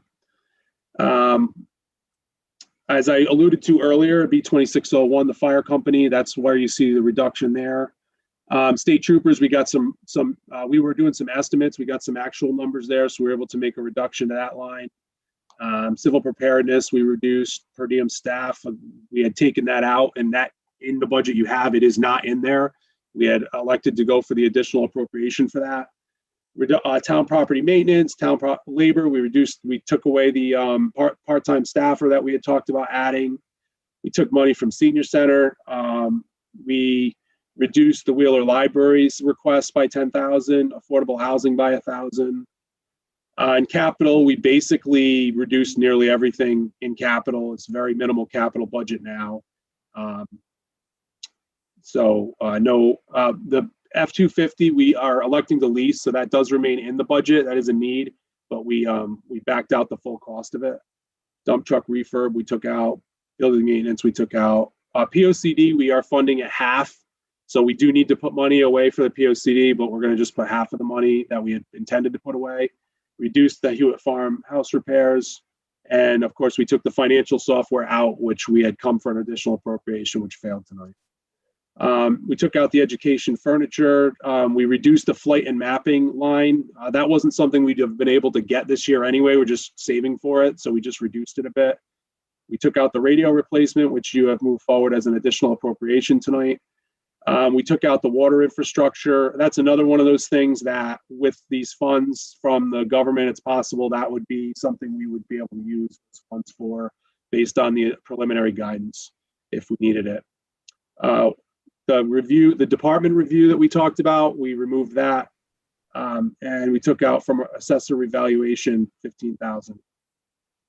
So if you look at what the first revision was to our budget, what we came forward with, having no guidance, that we didn't have real Board of Selectmen, you should do this from the Board of Finance. This is what we had come forward with. After getting guidance from the Board of Finance, you can see there's quite a reduction. However, it is short of the 0 target that you had issued us. And we're further in a conundrum now because you have elected not to move forward 2 items that we felt were important that total approximately $120,000 that are not included in this budget. So you can see that you've got a reduction in capital. Ultimately, we've reduced capital from the last year by $38,000. So it's a negative 12%. So it's a decrease of 12%. Debt is something we obviously cannot change. Those are obligations we have, an increase of 14%. Government operating is a 2.4% increase. So it's a total increase on the government budget, general government, of 1.27%. That is my presentation. I welcome any questions that the Board of Finance has. We're open for questions. Ann, you're up. I had a question going through the budget, looking at the actuals. They're different than the actuals that we were given from the profit loss statement. Christine, could you explain maybe why that is? I don't know, Ann. I literally took the final profit and loss statement for FY20 and put in all these numbers. So. All right. Well, for example, the Mashantucket Pequot Mohegan Fund. Yep. On the profit loss, it says the actual is 293,000 roughly. And what's at the top of the profit loss you're looking at? Is it for last fiscal year, and what's the date on it? It's July through February. That's the current year. Yes. Right. So this is last fiscal year, FY 2020. We're in 21. Right? Got it. Okay. So that particular thing gets paid out 3 times. The final payment comes on June 30th. So we've only received one of those thirds so far. So that's why that's okay. That's that way. Okay. Thank you. You're welcome. All right. That was my major question to start. You gave me a mild panic attack that I typed things wrong. Oh, no. Sorry. All right, I yield, Dan. Okay, thank you, Ann. I was waiting for that. Didn't see who came up first, but why don't we go to Paul? I think I was last, but if you call on me, thank you, Dan. I'm sorry, I had my head down. I was doing some calculations. You were right. I was first. That's right. So, Mike, based on the feedback you got from the Board of Finance tonight with the appropriations that failed, do you have to go back now and redo your budget and give us another updated version? So I can't speak for the rest of my board as what they would want to do, and this is not a joint meeting, but what I would ask the Board of Finance is to direct us. Okay. I would like the Board of Finance to tell us because I don't want to waste anyone else's time, including yours. If there's an appropriation that you felt that you just did not approve that you would like to see in this budget, I'd like to be told that we should put it in the budget. Because we were told to come back with a 0% increase. We were unable to produce that for you. It stands to reason that when we go back, not much is going to change from now to then. As you saw all the lines we went through, we worked very hard to try to get to where we ended up. And we were trying to be creative by funding things that we felt were still important through a different process. So I would ask for the Board of Finance to direct us if you have specific wants. I would welcome that feedback and bring it back to my board. Sure. Maybe after this discussion we're having now, maybe that would be clear. But like the software, for example, tools you need to run the town or for it to run well, seems like there's not anything there now. So that's troubling. So we'll see how the discussion goes tonight. And hopefully, I mean, technically, Paul, how it usually works is at some point the Board of Finance just moves this to a town hearing.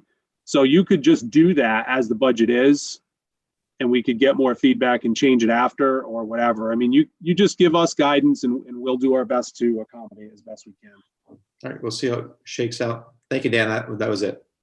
All right. Brett, why don't we go to you next? Yeah, so it does sound like from our discussion, maybe the firefighter should be added back in. Also, I have to say the new report we got of the checks as you look through it, it makes you think of things. So one of the things that I was looking through, and I think you under budgeted for is the line item B21.026, conferences and training for the registrars.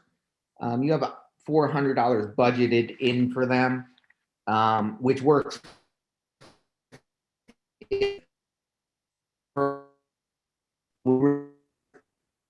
certification. So the state statute, I looked everything up, is they need 3290 in 2 years to get certified. They have to take those courses. It's required by the state. So they would at least need half of that budgeted for each year, unless that's in the miscellaneous. But under the conferences and training, they only have 400 budgeted. So we would be violating their duties as registrars by not providing that. So each class is $200. There's 8 segments that they each have to take. I don't know if that's something that was discussed or if that might be in the miscellaneous side, but I just hate to see them not have that to fulfill the need of the state. Thanks for your feedback. No problem. Caroline, So, of course, I agree that the per diem should be added back into the budget. I think you really need to have a more realistic number in the budget for 298 Norwich Westerly Road. I think you reduced it, I believe, to 50,000 if I'm not mistaken. But regardless of if the single story comes down and the 2-story stays up, I believe that the estimated cost for maintaining the building and the utilities for a year is around 138,000 if I'm not mistaken. So, I mean, even at 100,000, it's closer, but it's, I think you just have to have a realistic number in there to work with. I had to stop by the senior center the other day with my mother-in-law, and I had the pleasure of personally meeting Teresa for the first time. She's really a wonderful asset for the town. And I was just talking to her about their needs, and she was explaining that they provide, for the seniors in our community, but they're not able to help families, and that actually the Pawcatuck Neighborhood Center is who provides the food for the senior center, and that's what they cook. Everything's made from scratch, no boxes. And she said that the neighborhood center provides, and the other charities that were listed provide for the families in town, and that there is a really, really great need now. So I think that if there was an ask from these, then it should be granted. I think that there's a lot of people struggling right now, more than most know. And it's unfortunate, but I think that is something important. We need to take care of our neighbors who are struggling. And also, I think maybe you should reach out to the state trooper, the resident state troopers program, and ask them about their budget. We talked about maybe DARE could be eliminated, but I'm not really sure. When I looked at the newest budget, after all the adjustments were made, because I think, Christine, when I asked the other day when I stopped in, you said that there was an actual number that you got rather than an estimated number. But it's not clear to me what's still in that line item because it's not broken down in the same detail as it was the prior week when we got the last budget printed out. So I couldn't really compare apples to apples, and it kind of threw me off, and I just didn't have the time to go back through and Yeah, the line item that's in there now is the actual number that we know it is. And I did check with the school after that public comment was made about the DARE program, and they do believe that has value still. So if it's something that we can continue to do, it seems like it makes sense. So maybe if it's in the troopers line item, maybe we should ask the troopers to present and see. I mean, I know there was an item with their salaries and benefits, and then there was also another line item for overtime. And then there was all multiple line items regarding like the fair and chicken busso race and things like that. So I think it would be good to have them speak. so that we make sure, maybe if there's something that they could adjust a little, that would be great. Or, if there's a need there, then maybe we should be aware of it. That's all. Thank you. Sarah Nelson, you're next, then Mike. I yield. Okay, Mike Anderson.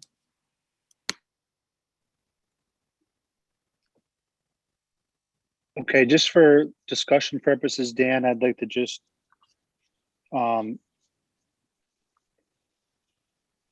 add in the $55,000 to the per diem, for the per diem, into the line item for the public safety. Or was it the fire department? Whatever which number was it? B2601, I think. B2601. The per diem staffing is B2614. Okay. Which So is put about the 55,000 back into that, and can you get us a percentage? And then going back to where we were 2 weeks ago with our discussion on where that, I just want to do it step by step, because I still would like to argue that this software program should be done now. And so if we could add, we're at 29.5, 8% increase in mill rate reduces it by 2.3 down to 27.2. We're adding 0.3 in debt, takes us to 27.5. And Yeah, to make it simple, Mike, if you're at 27.2 as the base, it was 0.3 for Board of Ed. 0.3, right? And as presented tonight, with debt included, it would be 0.46. With debt included. Yeah, with debt included. Mhm.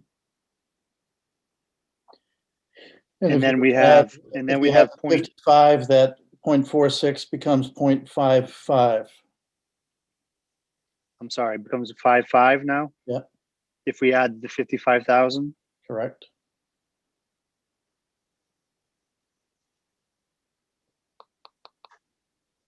All right, that takes us to 28.2. Am I getting that right? 28.5? 28.55? Let me just look at it real quick here.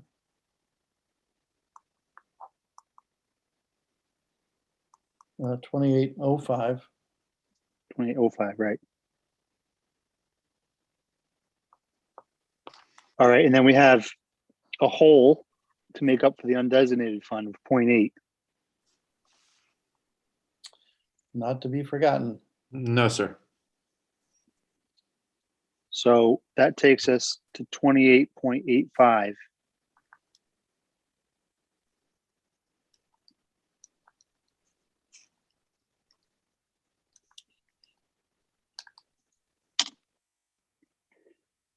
And let's just, so we can have a conversation, please. What does that 0.55 number increase to if we add in 60,325 for software?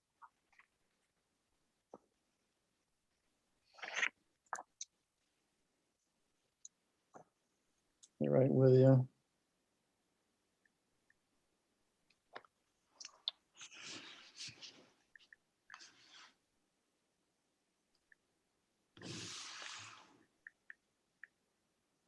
That's 0.66 essentially. All right.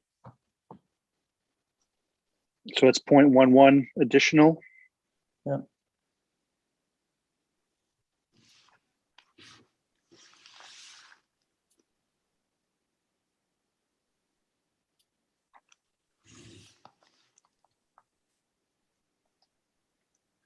If I could just interject something, just, I think you were starting at a place, Dan, where I think you had calculated last week. You felt that the level ground was 27.2, right? Level ground was Yeah. 27.2. We Christine and I were calculating it. We felt it was 27.4. So I just want to bring that up now because you're talking about this, and so basically it wasn't really level, because with 27.4 we were actually adding, I think, 60 or so thousand to, or no, it wasn't that much. We were adding to it's either you're at 27.4 and you're adding a little to undesignated, or you're at 27.3 and you have to take some out, according to the mill rate calculator that we were working with. Yeah, you just flip back at my notes. I actually, as we had the discussion, I had the base at 27.3. Okay, that's pretty close. So just wanted to make sure that was out there. Yeah. Okay, so but that, if that's the case, with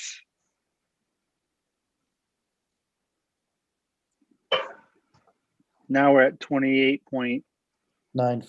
98.95.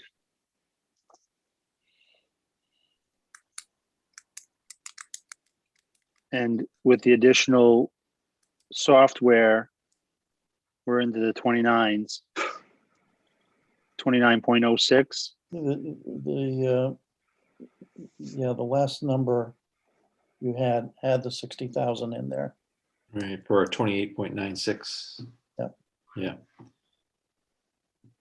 I thought the 0.55 for government increase, government debt and capital is 0.55, right?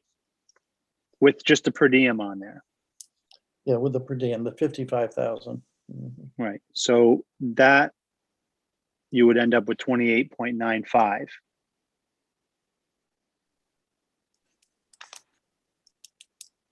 And you said if you added the 63,000 for, the 60,325 for the software, that brought that government number up to 0.66. Correct. Is that correct? Yes. Okay. So the total there would be 29.06.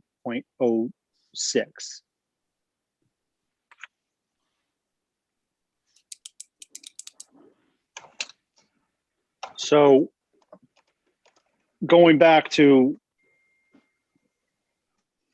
discussions we've had, well, at least at the point that I've been trying to make for 3 weeks now, is what's the palatable number for the taxpayers going forward and voting on this thing? What are they expecting with an 8% increase in the revenue in the grand list? They're going to expect at least something back on the mill rate. Would we all agree with that? Yes. We would. And all those numbers you just backed into, Mike, I think represents a significant percentage increase, even though the mill rate might not view it that way. It's real dollars from people's wallets. Again, not for tonight to set, but represents. Yeah, of course. This is significant- discussion only. This is discussion only. Yeah, it's We got to, in the end, we got to decide what's the town perception going to be to get this budget passed. Yeah. And what you just calculated for a percent increase, but I have a number that I think is too high. I'm willing to share it if you want to check my math.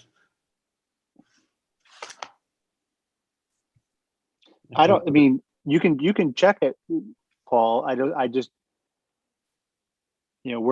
We're discussing whether or not to add things back in when we've had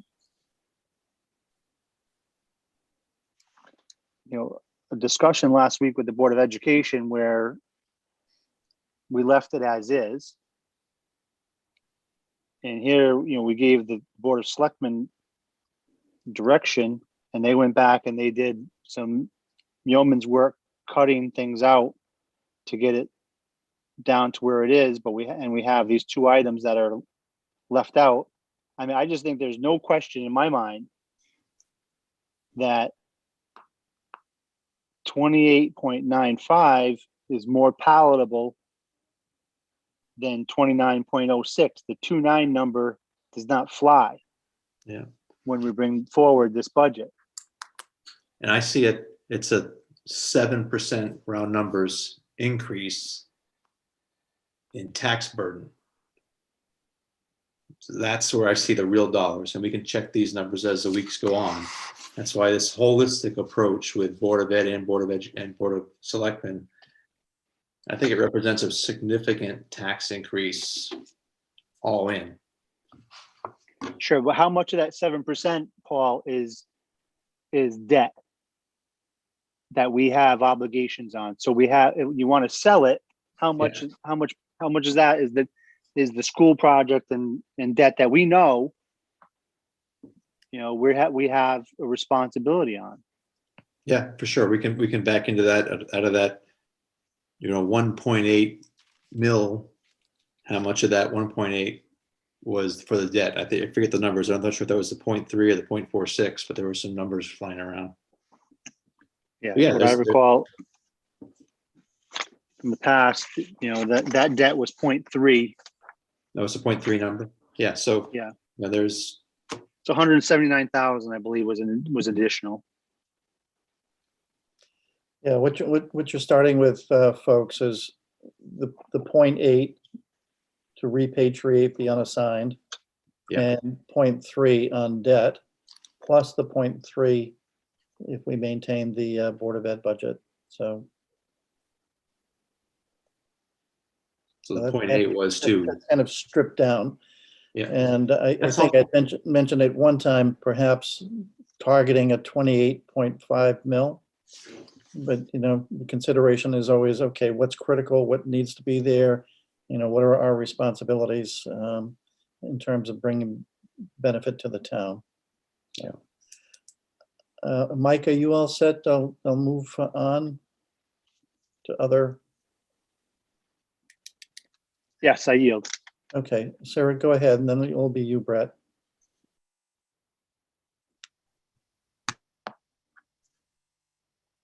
So I'm still a little confused about the undesignated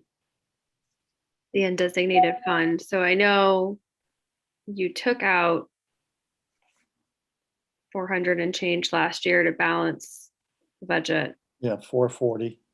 But when we look at the selectmen's give backs, they said they came in 444-ish under budget last year. That's correct. Christine, you want to take a swipe at that? No, I don't know. I don't think Sarah's asked a question yet. Go ahead, ask your I'm question. not an auditor, Christine. Yeah, so I guess I'm trying to understand what is it we, the Board of Finance, want the undesignated fund to be at, and what is it now, regardless of what Sarah, I think happened last year. I think we just need to re-explain the 440 to make us whole. So yes, we've already put the money in to compensate for this year, but for budget purposes on budget purposes on paper, we still need to come up with $440,000 in the budget on the revenue side to close that gap for future funding. So right now, because we used a one-time funding source, we have a deficit of that on the revenue side. So we need to tax or find a new revenue source to make up that 440,000 every year moving forward to bring us up to level. Does that make sense? Mm-hmm. Yeah. Thank you. Brett? Just to touch a little bit on some of this, I worry that we're not looking at the big picture, because this isn't a typical year with our budget and because of reevaluation. So if you can just bear with me, I went through a bunch of the reevaluations, and I'm concerned about a lot of our local businesses, as well as residents. So there are, if you look at the high spectrum, there's one business, for instance, that's, if everything was equal and we lowered the mill rate to be what it should based on the average reassessment, their taxes right now are going up 81.5%. So they're going from paying $55,000 a year to paying $100,000 a year on their property. And then you'll have another one right on Route 2 that's going up 36%. And then another one at 58%. So they're going up $36,000 on their taxes right now, just because of the reevaluation.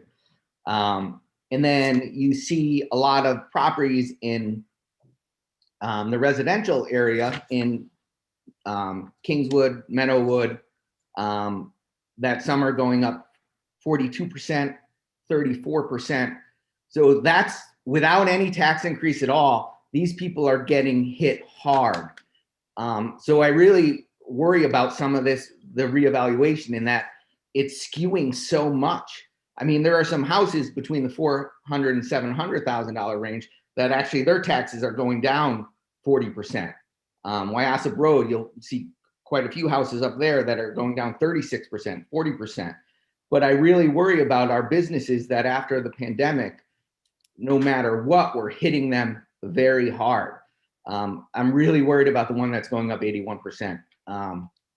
And I went through so many of them to look at this, and there doesn't seem to be much rhyme or reason to some of this. I know that Daryl is going through stuff, but I worry that we're basing all this, and these numbers just don't work. There's no way we can pass that kind of tax increase to some of these people. So that might be something we have to look at. You know, state statute allows you to do 25% a year on a reevaluation up for 4 years, increase it 25% each year. Not 25%, break it into 25% increases over the 4 years. But I really am worried that we're setting up for businesses and residents that are on fixed incomes to really be in financial crisis because of our reevaluation and an increase to our budget.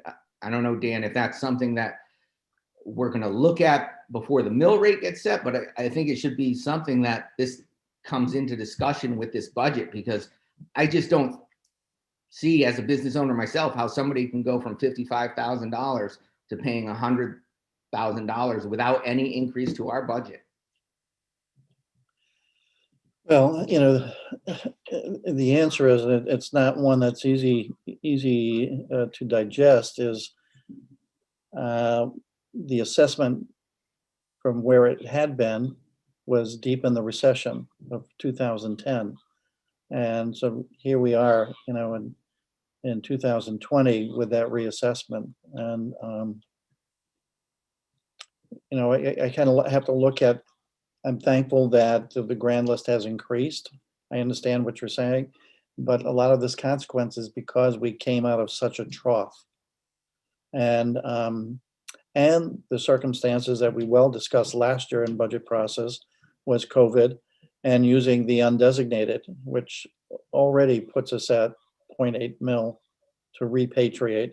Now, Sarah did bring up the thought that, you know, this could be done over a 2-year period, where it would be 0.4 as opposed to 0.8. And the language in our use of the unassigned isn't clear on this, but it certainly talks to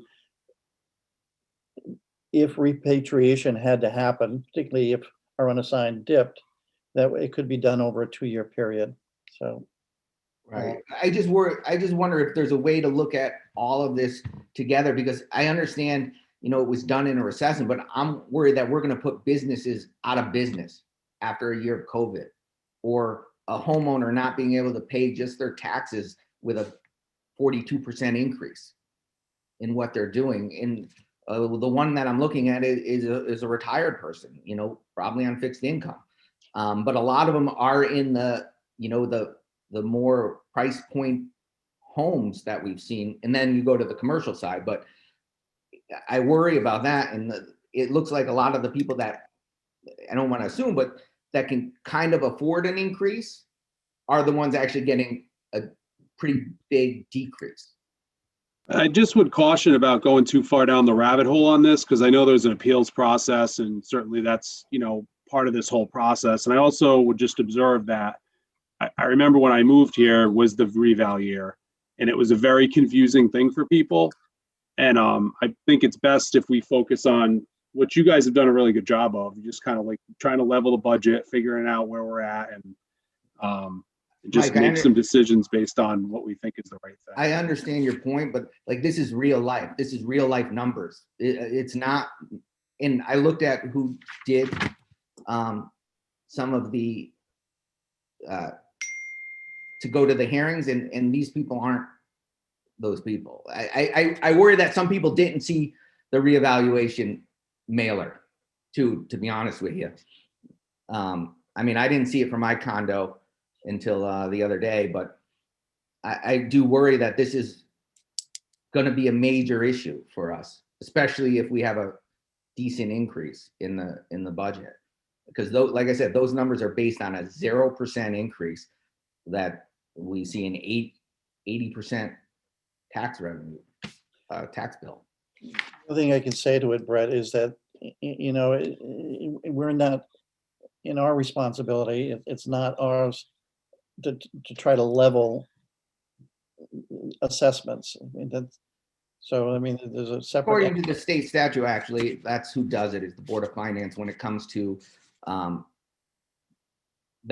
program that I mentioned about breaking it out to 4 years on some of if it's over a certain percentage. So it does fall under the Board of Finance. That's why I brought it up, because I think it should be something that's discussed during budget time. Because you're confusing the board members relative to assessment versus levied taxes. I mean, we could look at, tax abatement programs. And that's really what you're talking to. But, and I've mentioned it before, looking at tax zones, that certain zones are going to pay more than other zones. And, as a small town, we just have not moved to that. And it's been the market, the real estate market, that has demonstrated what you're talking about, the increases in the various stratas of real estate. I just think the older people that are living in their homes don't realize that market increase. They're not looking to sell and move. So I worry about our tax collection rate. I worry about all of that, and this is all based on this budget. So, Okay. thank you. Relative to your concerns, Brett, you keep talking about concerns, but what are resolutions? Do you have a thought there? I brought up the thought that we should look at it as an overall package and look into some of the way the assessments work. So it isn't a tax abatement. It's actually under state statute. It's how the assessment works, and it's through Board of Finance that you can break it up into 4 years. So I'm just saying we should look at all of this as we work through this budget and look at those things. I just really worry about our residents and especially our business owners after a year of pandemic. All right, Mike, and then Carolyn.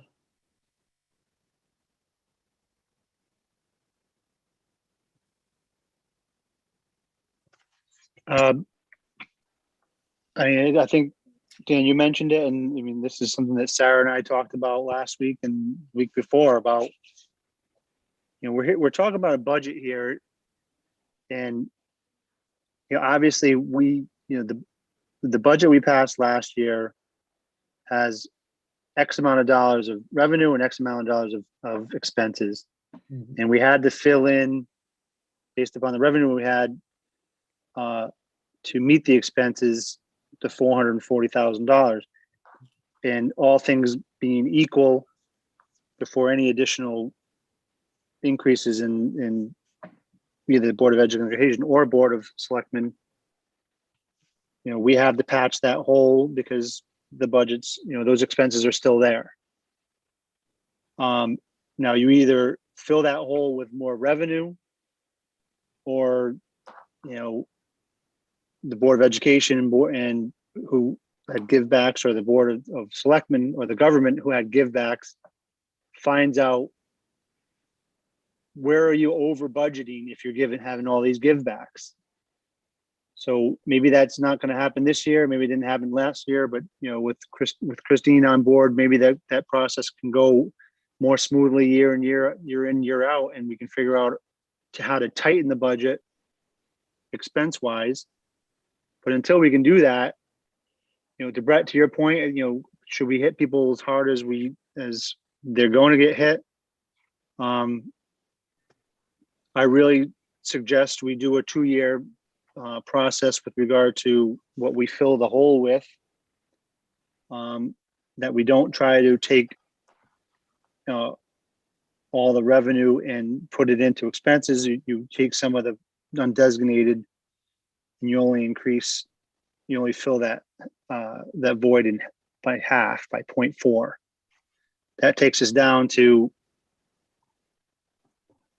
28.55 if we only have the per diem added back in. You know, and is there additional stuff that, you know, the Board of Ed that we didn't go after them last week on? You know, can they give us a little bit here to get down? I thought the number should be 28.5, at least reduce the overall draft mill rate by 1 at a minimum. And that gets us closer to that goal. I yield. Anyone else on that thought? I might mention, relative to what Mike just said, there was a motion to not spread it out over 2 years. Not that we cannot present another motion, but there's one in the minutes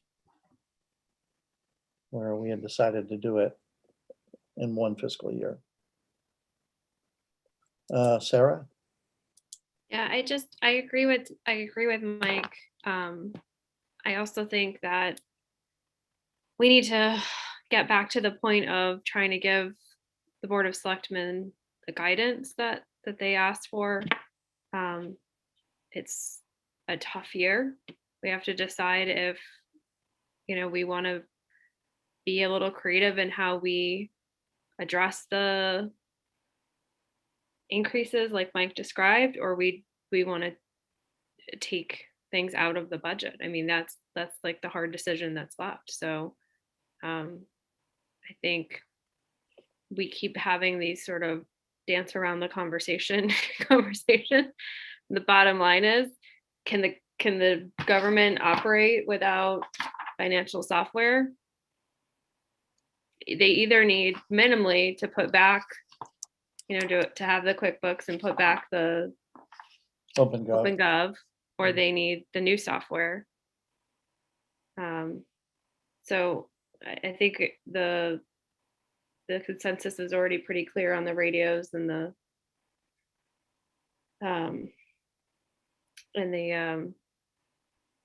Per diem. Thank you. It's late. So let's just have the conversation about the software and give our guidance and move on. I would propose that we, I mean, I really don't get the point of the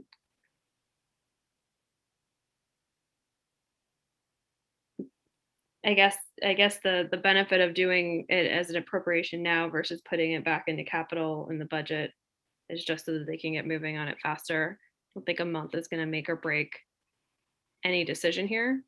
So, you know, I'm not a voting member, obviously, but I think they need it.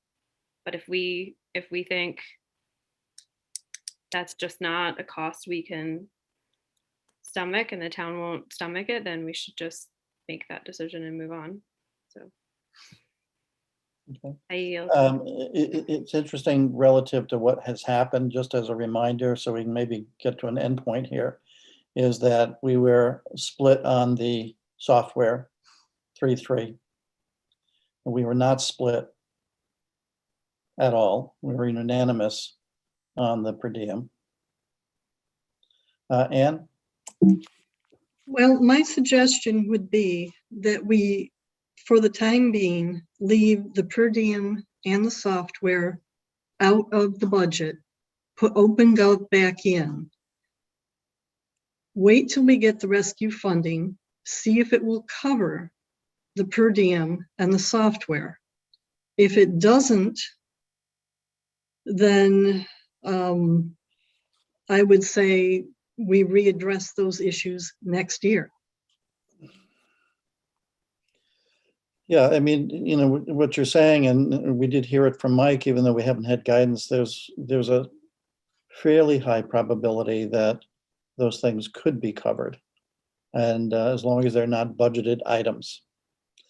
So relative to what Sarah's saying, if you put them back in the budget, they will not be covered by those funds.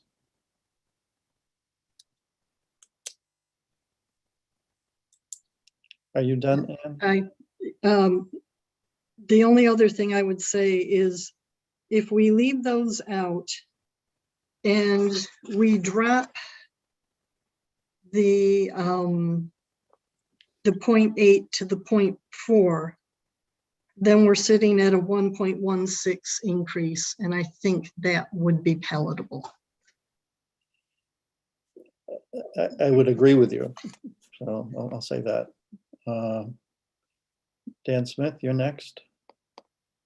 Yeah, I agree with Ann partially, except for that last part. And I don't want to laugh at this matter, but we are setting ourselves up in year 3 to have an absolute nightmare because this $440,000 is not going to go away on the revenue side. We're just keep on kicking the can down the road where it's either we're going to be spreading it over another 2 years and trying to make it 0.4 mil here and a 0.4 mil here or 0.6 or however it's going to work out. We're not financially fixing that revenue hole of $440,000. We're just kicking the can down another 2 years and something else is going to creep up, guys. It's great in the short term, but horrible in year 3. Sorry, I'm going to jump in. I don't disagree with you, Dan. I think that's where we are, right? It's either kick it down a ways to make room for these extra charges, or we don't have these extra charges. I mean, it's like one or the other. It's one or the other. Yeah, I agree with Ann. You know, if we strip out certain things out of the budget, you know, if and when the money does come from either the CARES Act or whatever Congress is going to pass, that's all great. But we have a revenue shortfall of $440,000 that we covered last year. And we're talking about spreading it over possibly 2 years or, you know, taking the hit this year, but it's still going to be there. And Dan, you know, do you have any ideas on how we could resolve that? That's, you know, except for permanently levying taxes on that, you're not going to fix that revenue shortfall, correct? Correct. You know, unless all of a sudden we get, you know, Whole Foods to move in or something. 15, 20 more paying students. And this echoes back in October, November when we were, or maybe even early December when we were giving the Board of Ed guidance of the 1.3. And we basically we did wrong. We did not give the Board of Selectmen guidance at that time when they were building their budget. And I told you guys flat out, we had a 0.8 mil right off the bat. And then on top of that, the debt redemption. We were staring right down the barrel on. And it was kind of like, well, we'll deal with it when we get there. Well, we're there. I yield. Yeah.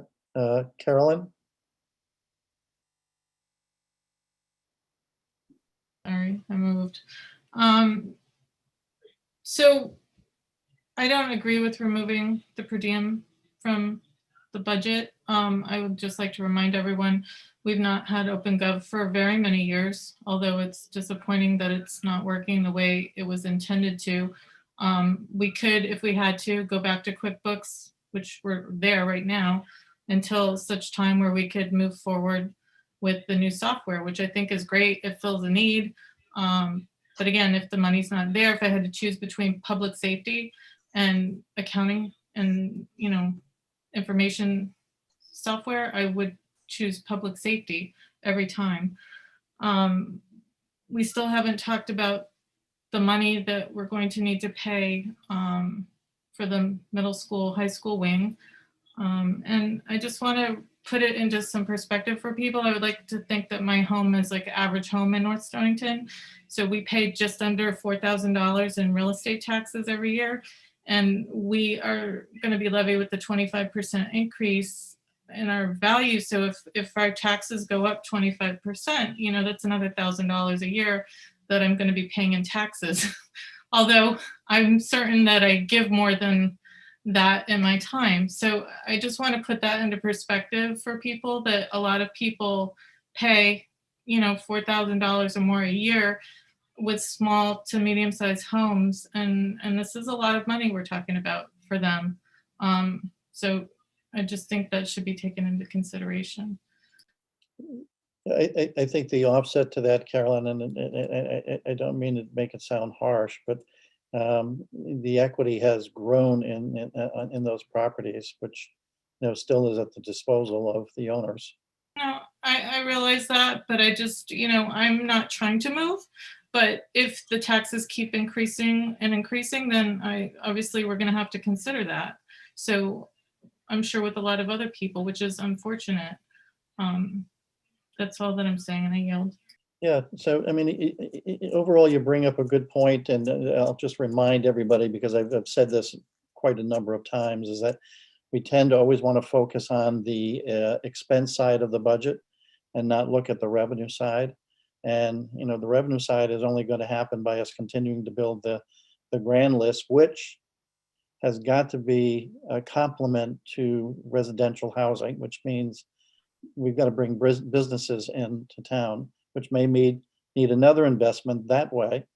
And the other is, you know, what other venue do we have potentially to bring, you know, revenue into the town? You know, and I'm not saying I want to debate this tonight, but I mean, for the transfer station, I mean, to me, if we were talking about $35 or $40 a ticket each year for people to use the transfer station, you know, that has the potential of bringing close to $100,000 into the town.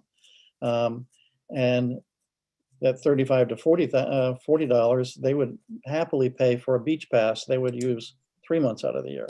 So just a thought. So, you know, we want to, you know, turn over every rock to try to save money, but we really have to keep an eye on, and it comes onto the backs of the Board of Selectmen, but with collaboration of Board of Finance and Planning and Zoning and all the others to increase the grand list. So, and help take the burden off people like you, Carolyn, you know, with the house that has increased in value. I'm not sure where we're at here. Sarah, I think you came in as you were listening to Carolyn in the beginning, and then we'll go to Mike and Brett. Thanks. I'll try to be quick. So I don't think the question was ever about the per diem over the software, or the software over the per diem. I think the question is whether we can afford either. I do think, and I have to go back and check the Board of Education budget, but I do think the Board of Education was able to achieve some savings because they used some COVID grants to offset things that might normally be a regular expense. So while it's unusual to have the per diem not be in the budget, given that we are in this weird time of COVID and we are able to take advantage of grants that we wouldn't normally be able to take advantage of, I don't think it's out of the realm of discussion to think about whether that's something that would help us this year while we have the 0.8 issue to resolve, right? So we don't want to, like, it's been loud and clear, we don't want to kick that down the road. So if we're going to do that, where can we find, we're either not doing anything else in that, or you know, or minimally anything else in that, or we're looking at creative ways to address it. So I totally get the point, and my initial, when I saw the appropriation request, my initial feeling was, why is this here? But at the same time, we're in the middle of COVID. We've had a lot of things that we've had to get creative about to be able to support the town. Why not take advantage of it for one more year if that's possible and feasible? You know, if we put it in the budget, pretty much kind of closes that door. So if we want to get a little bit of some of what we want to do, in addition to the 0.8, I think we have to consider that, or consider not doing it, because it doesn't sound like the 0.8 is an option. Are you all set? I'm sorry. Yes, I yield. Mike and then Brett?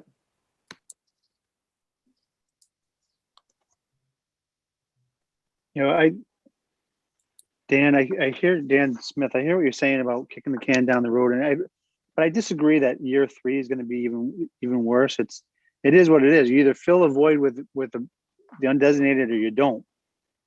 You know, and we did the 440 last year because we had expenses that needed to be met. We had revenue that was a certain amount, and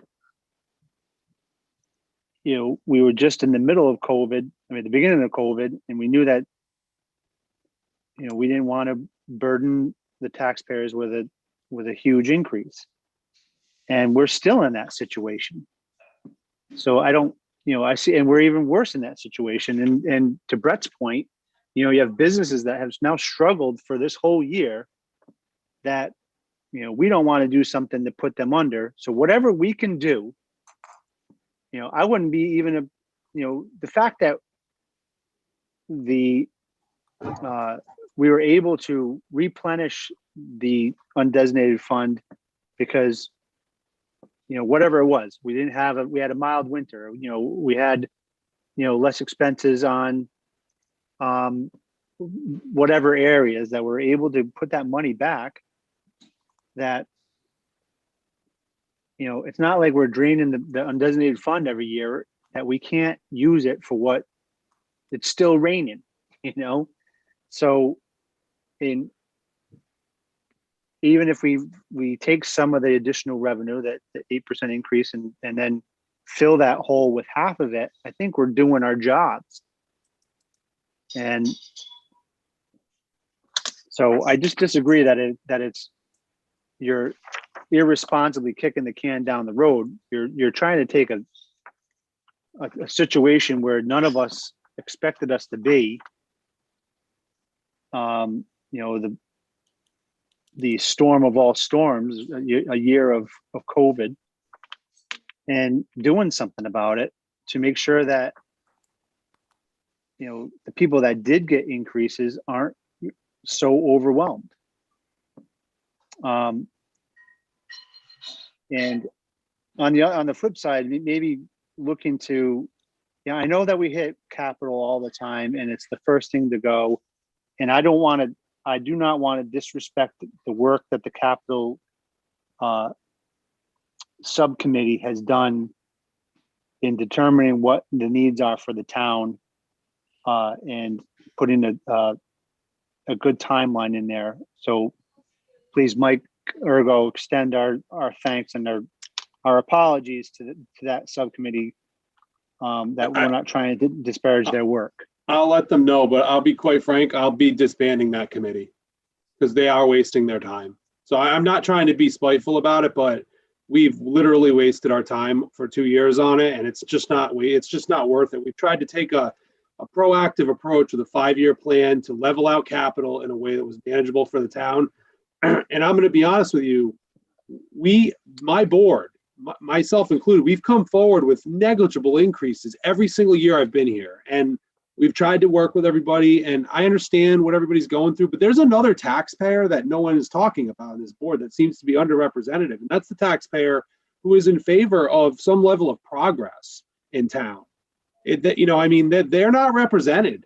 So, I mean, I'm just going to tell you, I don't mean to interrupt you, Mike, and I will pass it along. And believe me, I love everyone here. We have such a great group of people, so dedicated through all this COVID, through all they've been through, and I will pass that along to them, but I will be disbanding that group. It will not meet anymore. Well, I think they can pause on hold on thing, but disbanding it, I don't think is necessarily a good idea. But when you created that committee, no one expected COVID to be part of this and to put us into this tailspin. So, I wouldn't go so. We won't get into it, but none of us expected this, and we're trying to make the best of it. But you're looking at things like, again, not trying to nitpick on the budget items, but I think I could find $50,000 in the capital area that if we had to get rid of, or not, let's not even think about getting rid of. To Sarah's point, what can we bring? What part of those things can we take out of the budget that realistically could get paid for by these federal funds? Could 25,000 for the tractor and mower? Could we use funds from that for that? Mike, I'm just going to caution you from looking at existing lease payments, and that's what the tractor and mower is, because that's something that has to be budgeted. Okay, all right. That's not. I didn't see it. It said lease.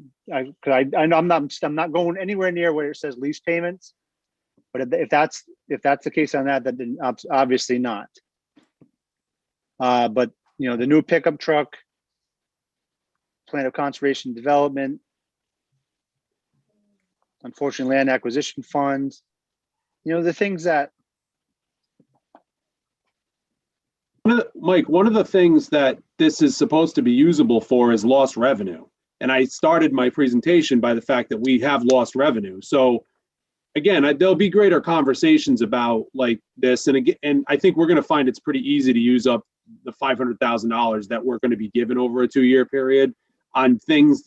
And these won't be little pet projects thing. These are going to be literally lost revenue or a firefight, like things that it's not going to be hard for us to find a use. But I agree with you. I would appreciate the guidance, and if that's what you guide us to do, we will go back and do it. I'm just talking about your point is that the funds from the federal government are going to be used for things that are non-budgeted items. What I don't want to see, and I don't think anyone else wants to see, is obviously there are things that the underrepresented people that you discuss, people that want to see some progress. Do I want to see work done on a water and sewer project that are going to bring us those increased revenues that aren't on the backs of residential real estate? Absolutely. Are we going to be able to use some of those funds for those types of projects? I hope so.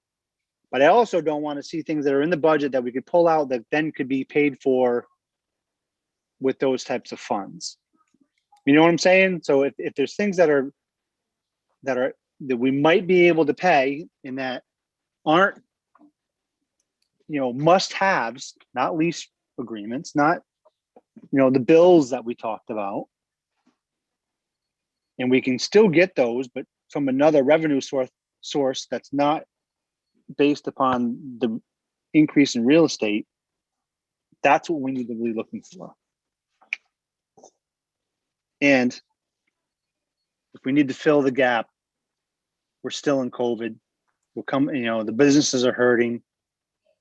We should use the undesignated fund again as we need it. I yield. Brett, you're next. I do agree with Mike Anderson on this. I do think we should maybe look at splitting that up, the repayment up. Because we have to do what we can to make this more palatable. I am against totally dropping the per diem. I think we really need to figure out if we should put it in the budget. But we won't know until those details come out, whether we can use that budgeted or unbudgeted out of the relief plan. It seems like we can. But I think it is a need expressed by not only the fire department and the committee, but just looking at the new businesses we have in town, the restaurant-based businesses. So the need for daytime fire support is there. And as we grow, that's a bigger need. I hope the capital committee actually isn't disbanded. And I do think it would be all the selectmen that would have to decide that. The last I know, we weren't in a dictatorship, and that the selectmen have a right. Like we're fighting over little dollars here, yet we don't look at the big picture of how we can save that. So I have to disagree with Dan Smith about putting all the money right back in. I think we have to do what we can to spread it out and try to help our residents, and also give them services that they need. I think we have to be mindful of our spending. And that includes not buying an Apple Watch and charging it to the town. To be honest with you, we're fighting over every little penny here. And these are the things that we're making bad decisions on. And we really need to come together and fix this. So Mike Anderson, I agree. We have to figure out a way to put money back into the undesignated fund. But I think doing it all at once this year is going to be a major problem, especially because of the revaluation. I yield. All right, it's hard for me to say exactly where we're at this point. You know, I think that the debate has come down to we have a deficit on revenue, and it's hard for us because of that to say that we can continue to expend. And a couple of the items that have been talked about tonight, there's a potential that they could be satisfied with federal dollars. Yet to be seen, but there's a fairly good probability there, and that it would be better for them not to be budgeted because of that. So, any other comments at this point? I don't think we're going to solve it tonight, but I mean, I think the debate has been a good one, but we're going to have to come to an endpoint.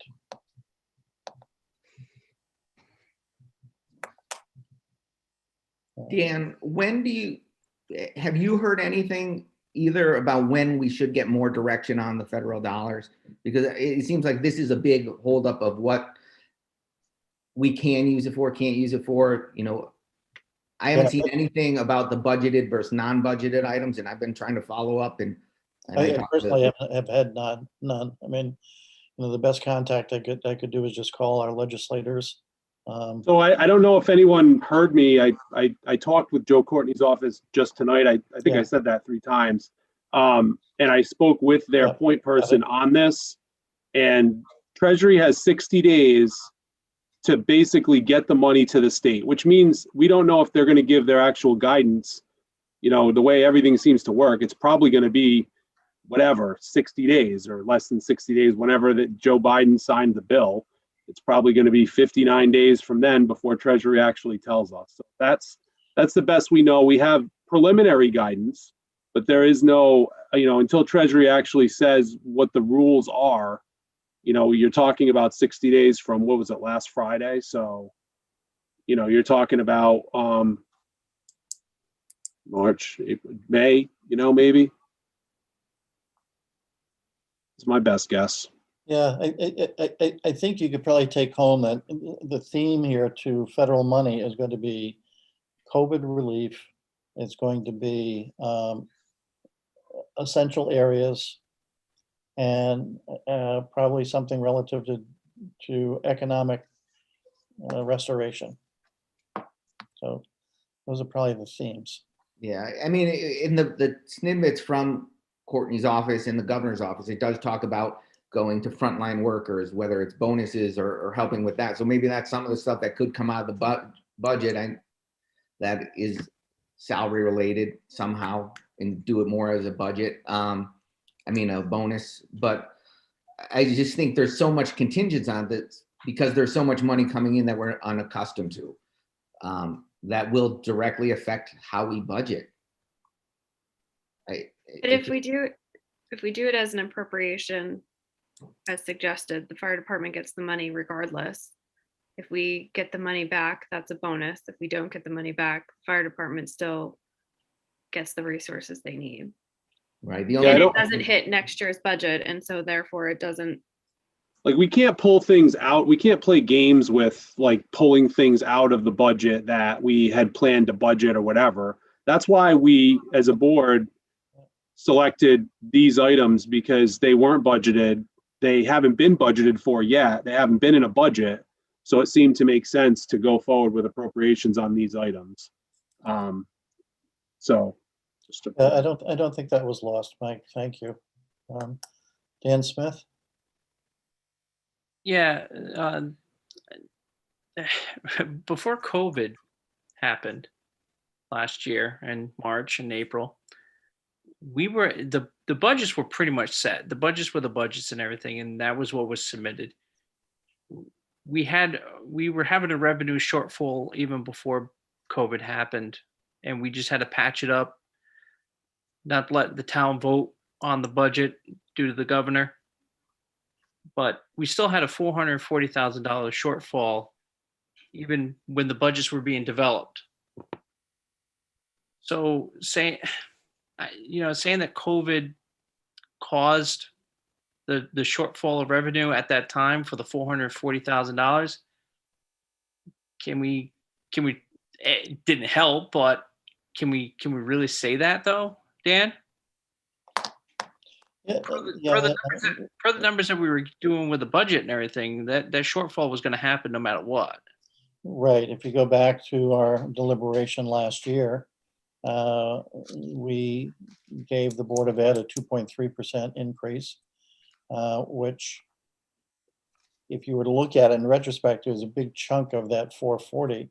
But we did that with the thought that they had contractual needs and that it was the School of Choice initiative, which, we decided to move on. And Yeah. I think that ultimately is going to pay off very, very nicely for us. Oh, absolutely. And I agree to that. It's just, I'm just, when we keep on saying, well, COVID happened last year and COVID's still happening, but that $440,000 shortfall on the revenue side was still going to happen with COVID or without COVID. I'm looking back through some of the numbers through last year and everything. We had, obviously, PPE money that we had, we're getting was FEMA money for that one. There was different expenses and we got reimbursed on some of the stuff and everything, but the numbers are still the numbers, and we're still having that shortfall even before COVID of $440,000. Correct? Yeah, I mean, I think we decided to meet increases in the budgets and without the revenue being there. And that's where the unassigned came in. Now, it was fortuitous that there was a sizable give back by Board of Ed, by Board of Selectmen because of COVID. So the COVID theme helped there. But you're right. It's not really hurting. We planned a budget where we had a revenue shortfall. We have a revenue shortfall, and we're going to have a revenue shortfall this year, and we're going to have it next year and the year after that until we plug up that revenue. We can go through and we can cut out 4 or 5 more line items and everything. It's not going to plug that revenue shortfall for next year and the year after that and the year after that. So I have to disagree with Mike Anderson on this, where yes, we can help the people now, but even if we're helping them now, we still have to help them down 2, 3, 4 years down the road because we're still going to have a revenue shortfall. Well, it'll help, Dan, if you cut it out of operating. Yeah. If you cut it out of operating, you patch it. Yeah. It's a lot of money to cut out of operating. And We tried. I mean, I understand that. yeah. But I mean, I hear you.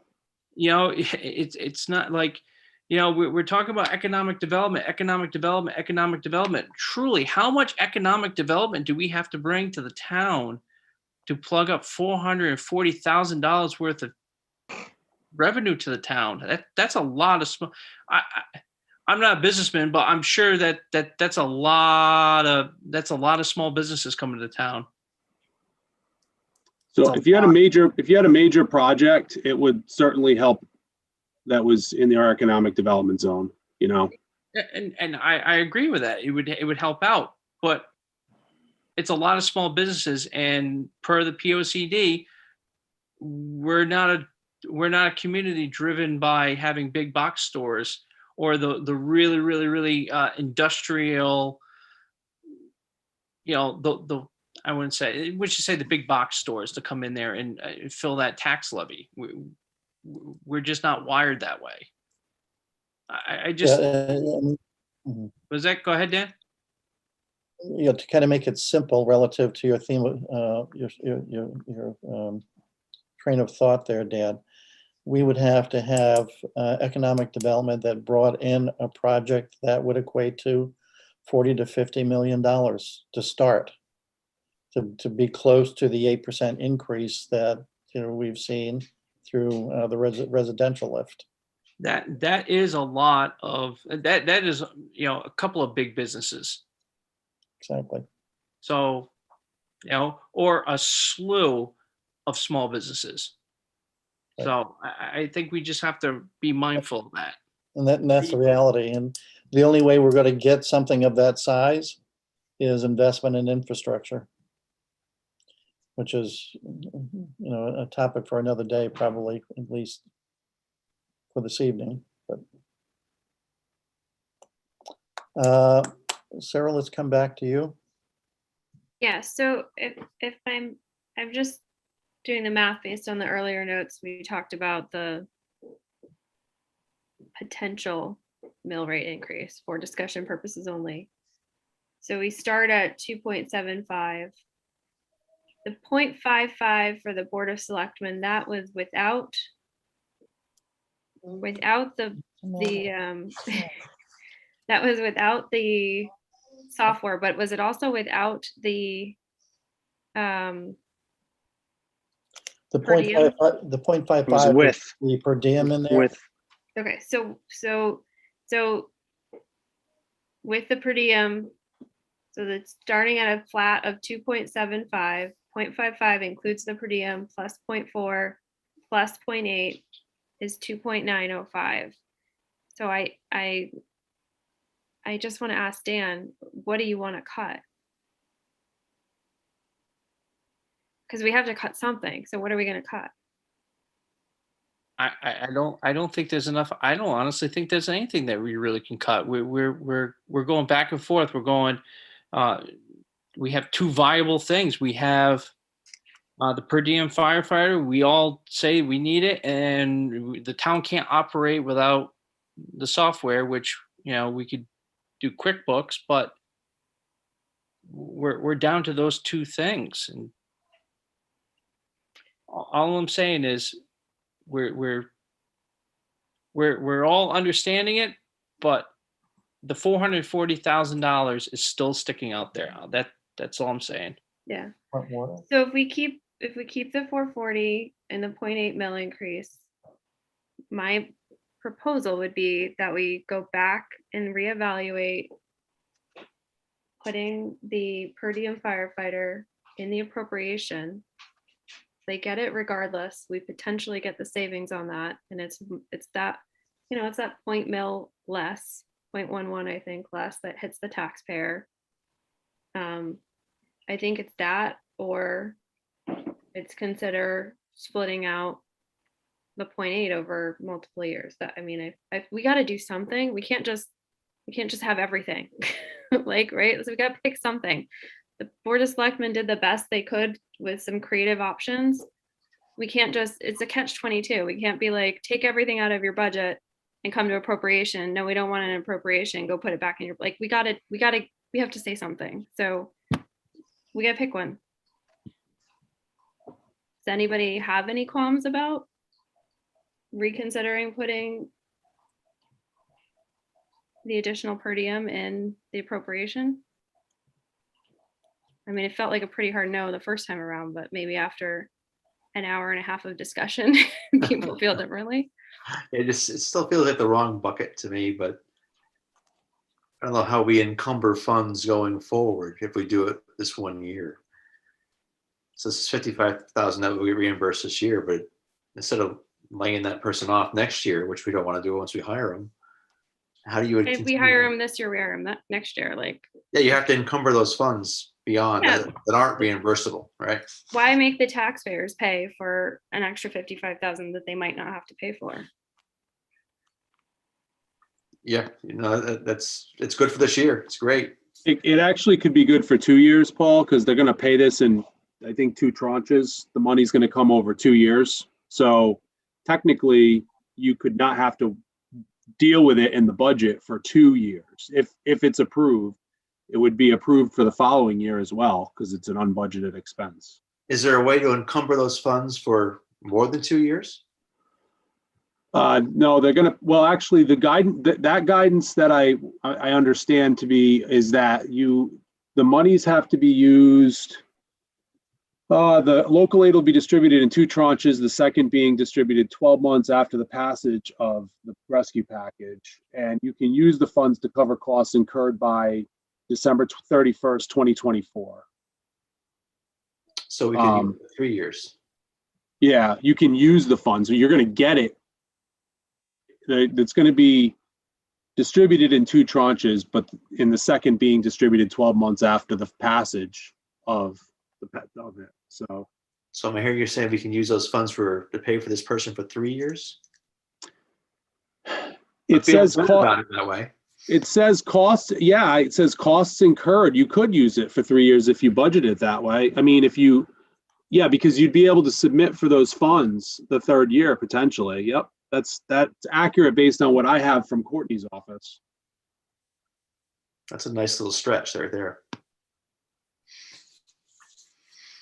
You all set, Paul? Yes, sorry. I didn't have my hand up, but since we were having that kind of exchange. Ann, go ahead.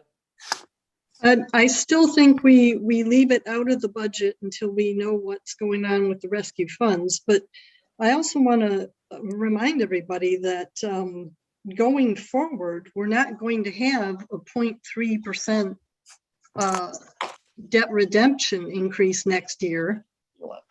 We're done with that. What we've got is what we've got.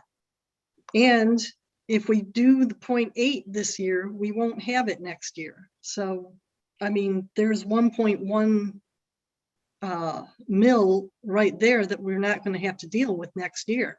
So we've opened up a lot of ground. And that's all I've got. Yep, thank you, Ann. Yep. Brett, we'll come to you then, Sarah. Yeah, just looking at it, I have to agree with Mike Anderson also about the truck, the lease. I hate that we're moving everything to leases, and because all it does is make it difficult years down the road. Because if you look at our history, we've kept trucks for a decent amount of time and got great use out of those. So just switching it to a lease to make the budget more palatable, I think causes issues later on for us. So I think that might be something we take out this year. The library, I know we all feel that it's underfunded, but if you look at the library, we increased with this budget, we've doubled the amount that we've given the library without a town vote. So it went from 30,000 to 50,000 last year. The town didn't get to vote on it. And now it's in at what, 60 or 70. I think that's one area that we can lower and still give them a little more than last year.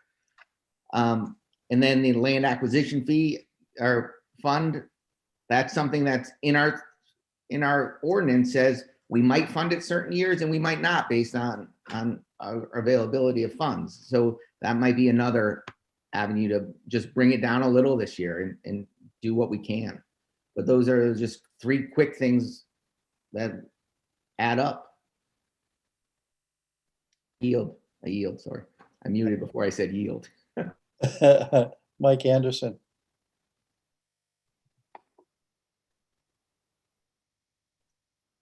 Sorry, I lost you guys for a second. My phone died. I think that's probably the 4th time this happened.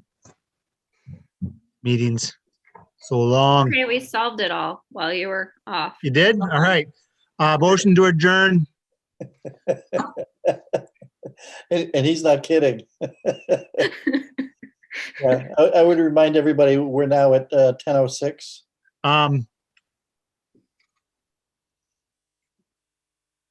Yeah, I really think we got to go back and relook at doing the appropriation for the per diem and the appropriation for the software. And just take, whittle those things down. I mean, I wanted to go back to something that Dan Smith talked about earlier about, the fact is that if we are at 29.5 at the end of all this, there are people whose taxes are going to go down. There's going to be people in this town that are going to have lower taxes.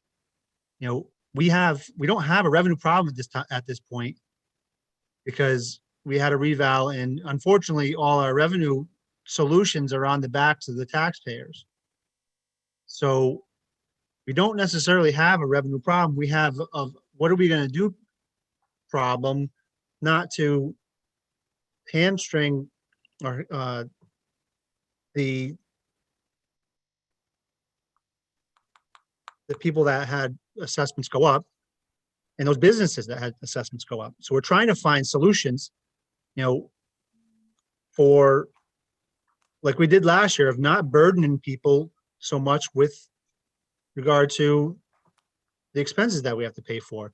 And part of the things last year, the shortfall wasn't necessarily because of COVID. We all know that.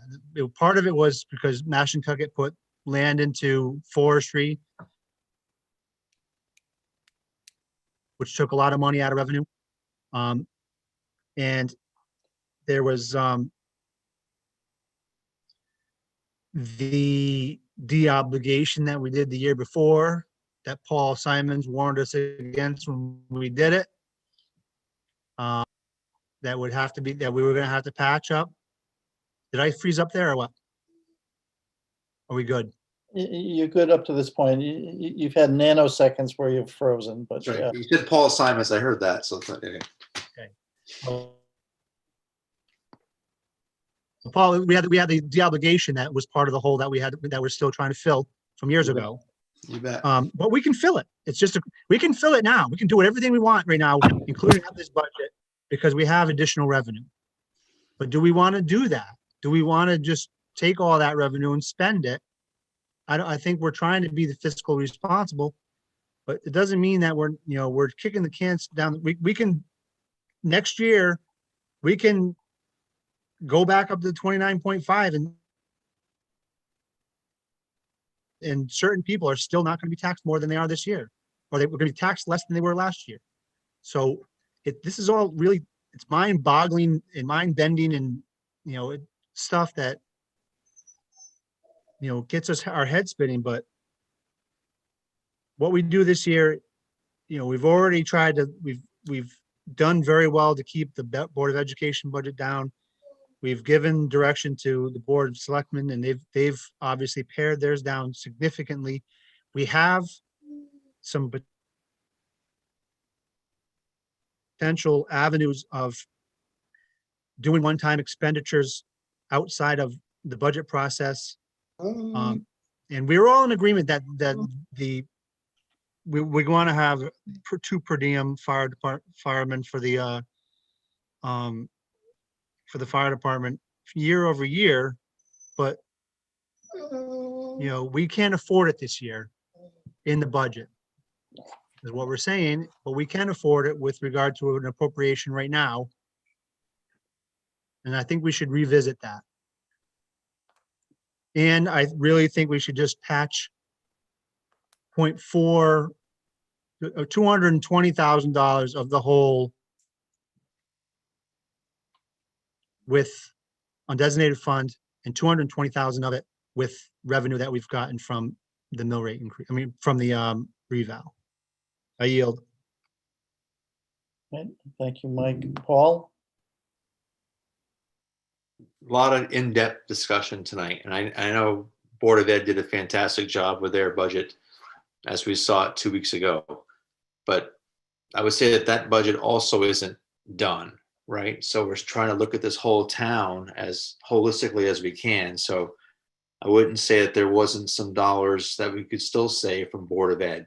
I know it's not palatable. They did a great job, but I think after discussions tonight, we know that our problems are even perhaps a bit worse than we thought. So I think there is still some savings in other budgets.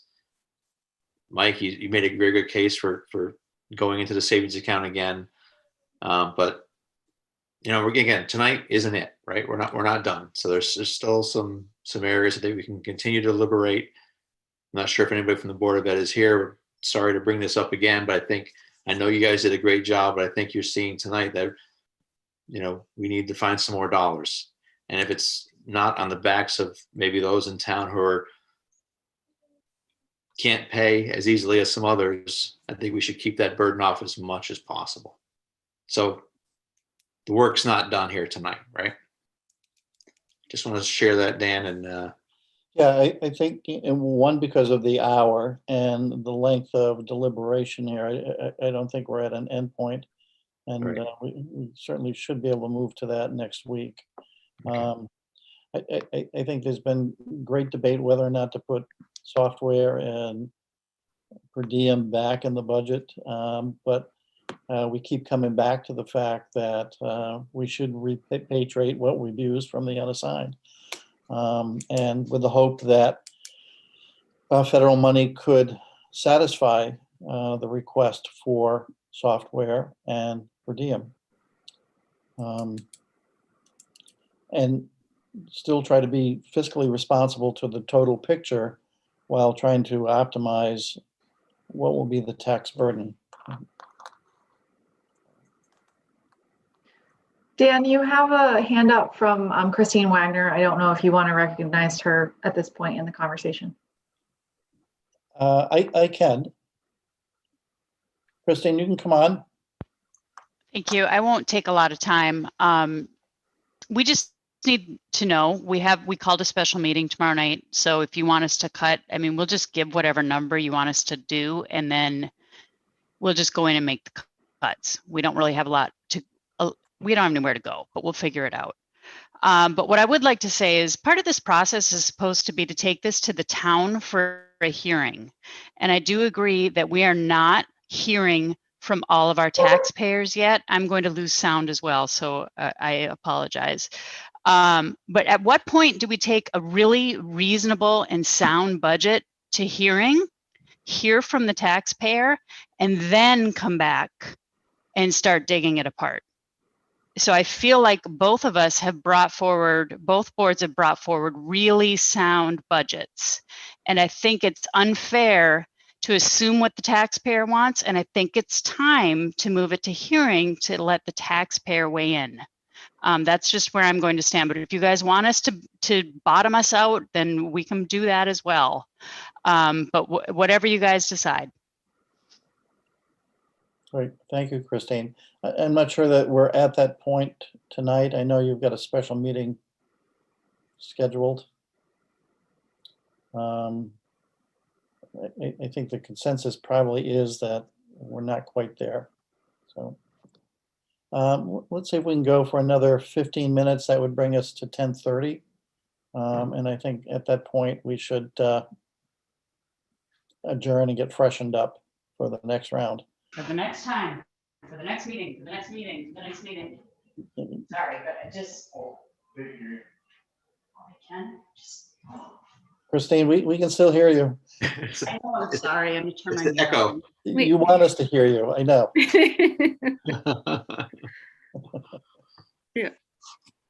Sarah and then Mike. Thanks, Dan. I 100% agree with Christine and her extra comments that she didn't intend for us to hear. I would rather sit for another hour on this call and come to a decision. I think it's kicking the can down the road, to use a phrase that we keep talking about, to continue to ask people to go back without any direct guidance. If somebody who is in a voting position would like to make a motion, maybe we could at least poll the team and see where we are. But we have, like, why? Like, let's just knock it out, right? They cut. I don't. What's the Board of Ed gonna cut? Their library books? Like, is that what we want to do right now?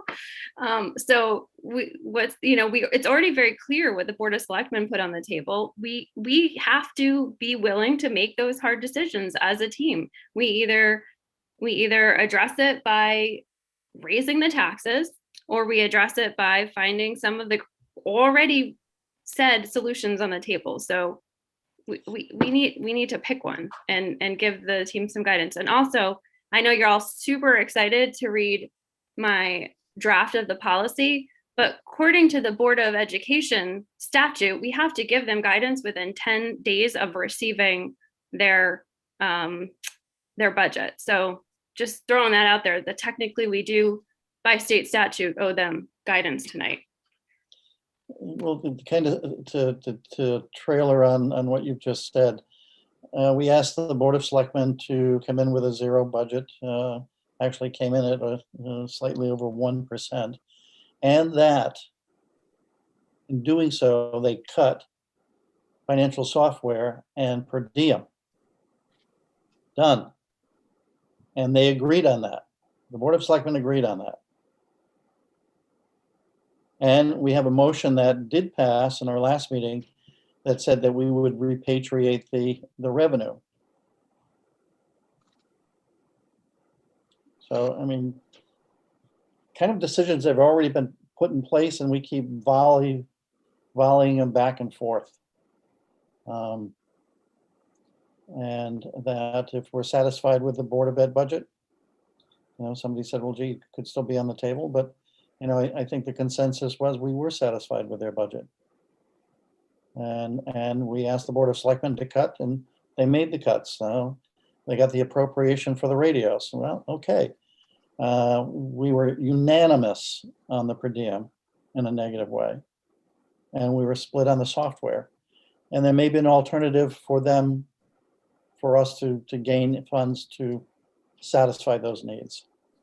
So, I mean, I think I would leave it where we're at, quite frankly, and know that the pieces kind of are in place. We have the obligation for the 0.8. We can revisit whether it should be over 2 years, but, to Dan's point, we have the opportunity this year to kind of clear the slate on what we've done. And then we've got debt redemption and what we've given the Board of Ed. So, I think we're volleying back and forth on two items that decisions, at least by people who have presented it, have already said they're cut.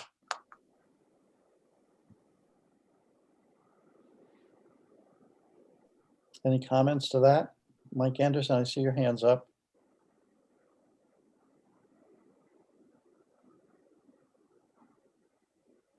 Can you tell just what was it you said that we voted on last week, that we wanted the full amount? Did we voted on that? Full There was amount? a motion, yeah. And it wasn't a unanimous vote, but the motion Read that passed. motion to me again.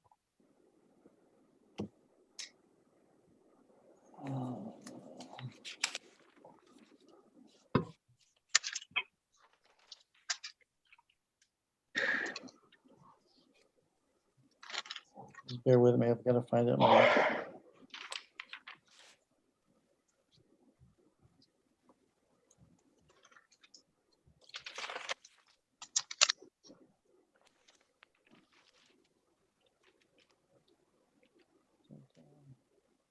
And maybe you could be looking too in the minutes. I am. Okay.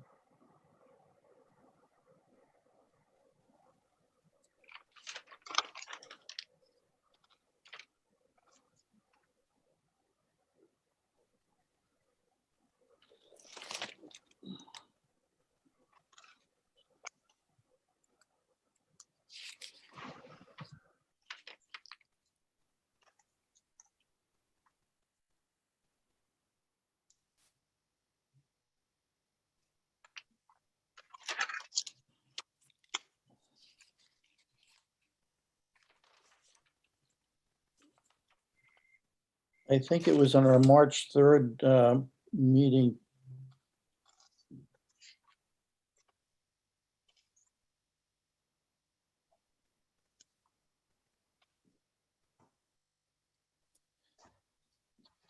And I don't have the exact wording of the budget, but it was a 420.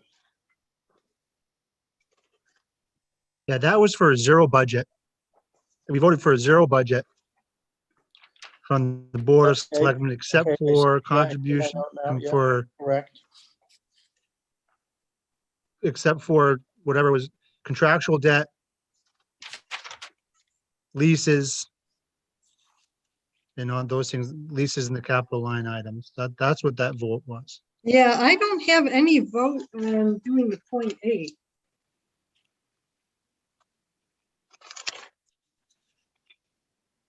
Yeah, I don't see that anywhere, Dan. Maybe I'm putting it in my mind. But I know that Sarah had brought up, the option, and it seems like there was a vote relative to that possibility. And I'm not sure if Dan Smith had brought the motion forward. I do remember the discussion, but It was a good discussion about it. Yeah, I don't have any vote. It might have on felt like a vote, but I don't think there was a vote on it. Okay. Well, I remember there were strong points on both sides, and maybe I've fabricated a motion. I'm not finding Brilliantly it. articulated points. Here's my suggestion.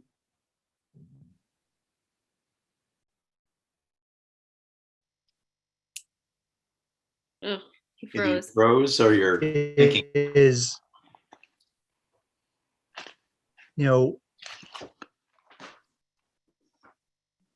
guidance to the Board of Education to see what they can do tomorrow in their special meeting, particularly with regard to items that they think they might be able to get reimbursed with the federal package.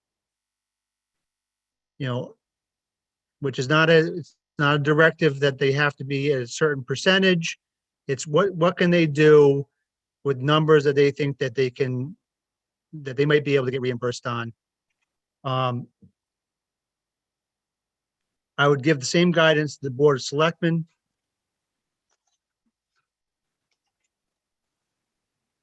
With the, caveat, they've already done yeoman's work on it. And I would suggest for us, moving forward, if we remove the per diem and make that and we vote that in as an appropriation, an immediate appropriation for this budget season, which gives the money that we all know that we want the fire department to have. That vote was a vote for, we want the per diem person, but we can't afford it in the budget. We can afford it out of our undesignated, we can't afford it in the budget. And we're going to put the vote for the software package in the same thing. That's going to be in our future strategies for next week. It's going to be on the agenda again for another vote. And those two things. Oh, and we're moving forward with providing half of this year's budget shortfall with the undesignated and half with revenue from the reval. So it's 0.4 is going to be filled with the undesignated. So losing 0.4 and losing, which is the per diem that was added in, that takes us to 28.44. just to chew on for next week. We go to the town, and that's without even the Board of Education. We couldn't find anything. The Board of Selectmen says we can't find anything. They'll be at 28.44 just with reducing that by 0.4 and the 0.11 without the per diem and without the software package. We're at 28.44. Well, as I said, I was hoping to target at 28.5, but I mean, it meant deliberating, what stays, what goes, and so forth. And Christine, 100%. I think, are but you still on? that's the way we're going to get to it right now. Yeah, no, that's the reality of it.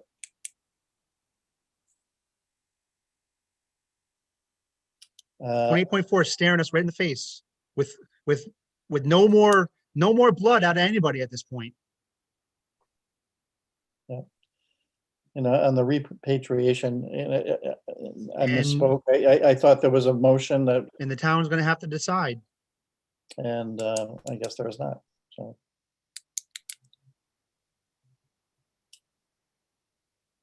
I'm not asking for a motion right now. I'm just saying this is the guidance.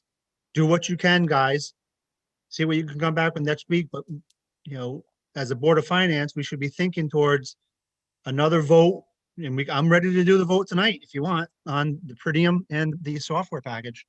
If you guys want to mull on it a bit for another week, I'm fine with that too. But I think within this meeting, we've had a vote on, Go ahead. motion on both of those. To leave us, Dan, just a point of order. Looking at the undesignated fund policy, it would have to go against this year's because it's clearly written circumstances after adoption of the annual budget. Yeah. So it would go against this year's, not next year's. yeah. Mike, I don't know if you had a comment. It sounded like you were cutting out again. Don't have you. that's why it's going to be appropriation. That's going to be for this year. Before June.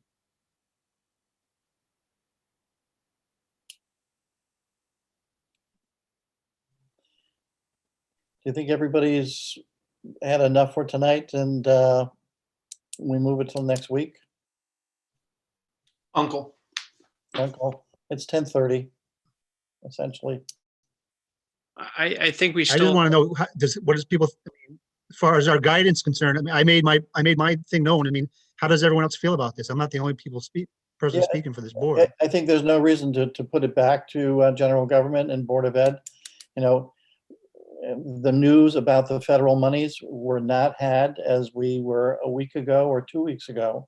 And now all of a sudden, that is in our wheelhouse without specifics, but certainly we know money is coming.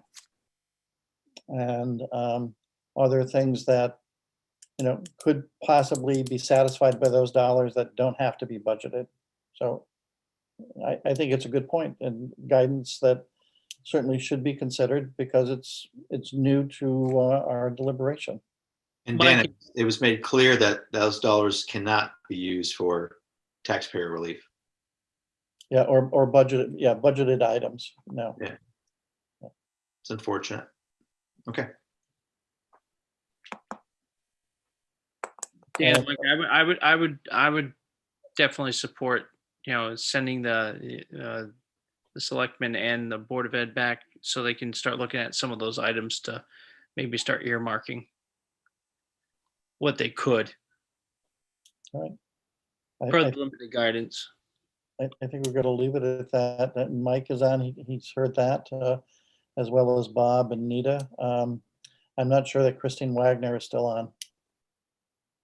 So I will communicate I'm with her. still on. I'm trying to be quiet.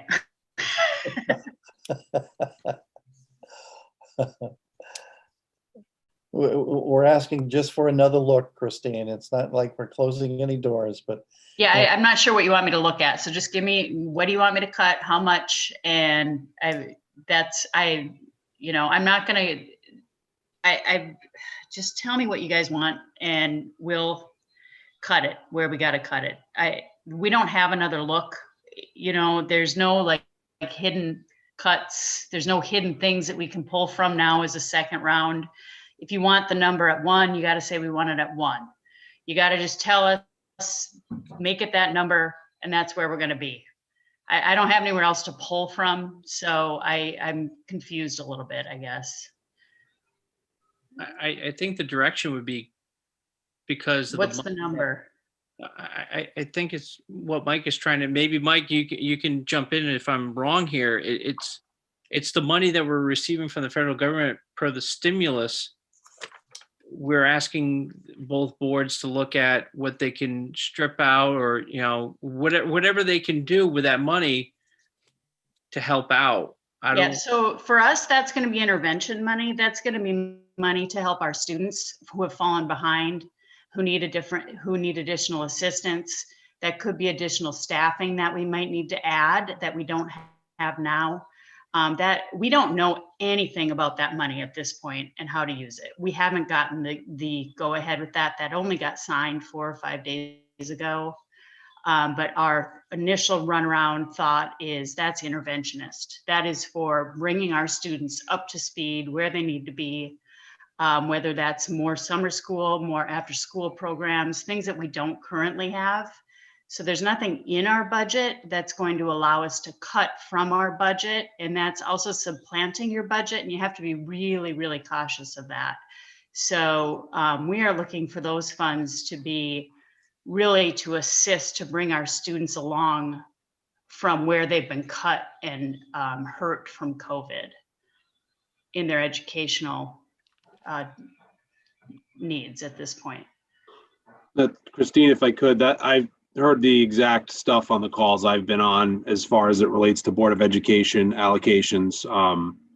That's exactly what they are intending to use for. So there's no way for you to cut things from your budget. It's really for those kids, as you described, that, you know, that may have fallen behind and you're going to have to allocate extra resources, whatever.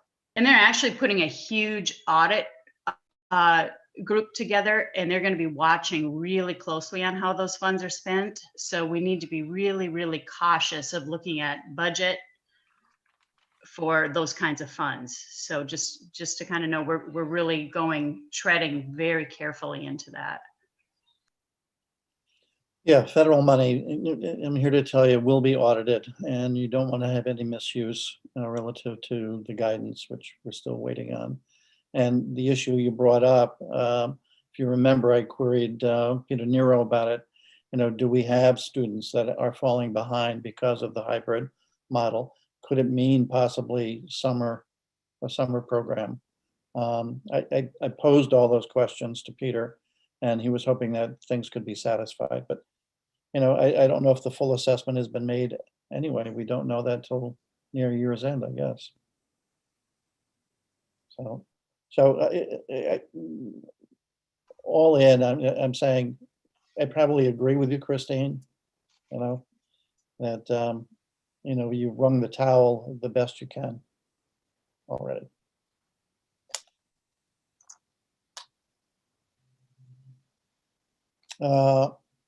Carolyn? What town meeting are we going to actually be able to have, like a real town meeting where if people choose to come together in person, they can, and still air it for those who want to, you know, have it Zoom style? I'm just curious because there's a lot of people that you might be able to include a lot of people in watching these after the fact, but there are a lot of people that don't have access to these meetings. So it's the intention of me, based on the governor's orders that exist right now, which expire on April 20th, to try to have this town meeting for this appropriation, or these appropriations, if you decide to move others forward, which I'd love to know sooner than later, to have an actual town meeting that people could choose to come in person, or they'd be able to attend online. So it would be like a hybrid. The law allows for that right now. And the guide, and with the some of the rules changing just tomorrow, Friday, actually, I think, with regards to the amount of people who are allowed to be in places and things like that. We should be able to pull something off that's comfortable for everybody, no matter how they'd like to be able to participate, and they should feel safe with it. So that's the goal. I say that I'm going to be very clear for this upcoming town meeting about this topic, because the governor's orders expire in April, which could change what's allowed or legal and whatnot. So certainly more to come, but that my intention would be to get this appropriation moved to a town meeting of that sort sometime in, I think I was hoping for April 3rd or something like that, but I also was hoping you were going to approve all these appropriations tonight, so I'll have to relook at that. I hope that answers your question. Well, sort of, but what would be the difference if we had the meeting prior to the governor's orders expiring or after? There lacks clarity on what would be legal as it relates to at least my conversations I've had, what would be legal as far as being able to take votes via electronic method after the governor's orders expire.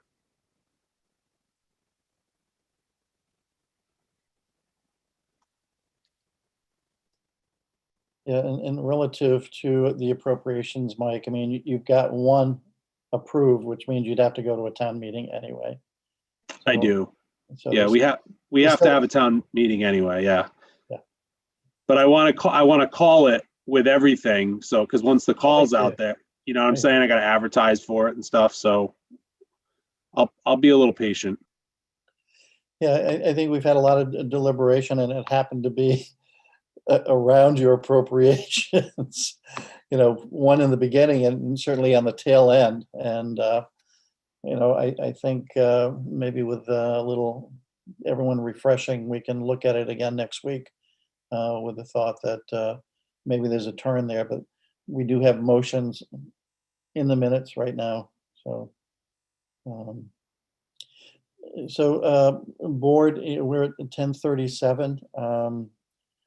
I think for the sake of us not getting too edgy relative to where we are now, I think a lot of positive discussion has taken place. It's taken us time to get here, but I think it would help if we took a break now and came to decisions next week. And you've had all the reports sent to you. Do your due diligence, look at them. And previous minutes, there's no reason. I don't think, Ann, you presented any, so. Is that true, Ann? I can't hear you. I did not do last week's, but I did have questions. Are we asking questions on the reports? I'm just thinking because of the hour, Ann, I think we can, come back to that next week. Next week? Oh, okay. All right. That's good. And then we're going to table minutes then that we don't have one to pursue right now.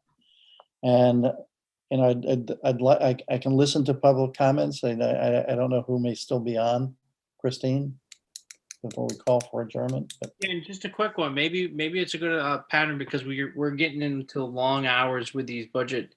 Maybe after public comments next meeting, we put our housekeeping items like minutes and everything and get those out of the way at the beginning, so we don't keep on falling behind. No problem with that. Dan, I just wanted to remember, I asked for future strategies. I just wanted to add the appropriation requests, the two that were voted down back on the budget tomorrow. I mean, for next week. Yeah, you Back want to on the revisit. agenda. You want to revisit it, Mike. Yeah, I think that's probably what I was saying. That, Yes. Even though we have motions on in this meeting, we can revisit those appropriations based on everything Particularly, that's been yeah, discussed particularly in tonight. light of the fact that, again, like we just talked about, there's going to be a town vote on the one that we voted yes on. So Sure. It would be easy to do an add-on. I mean, it's going to happen. The event is going to happen anyway, if we should change our mind. yeah, it just seems.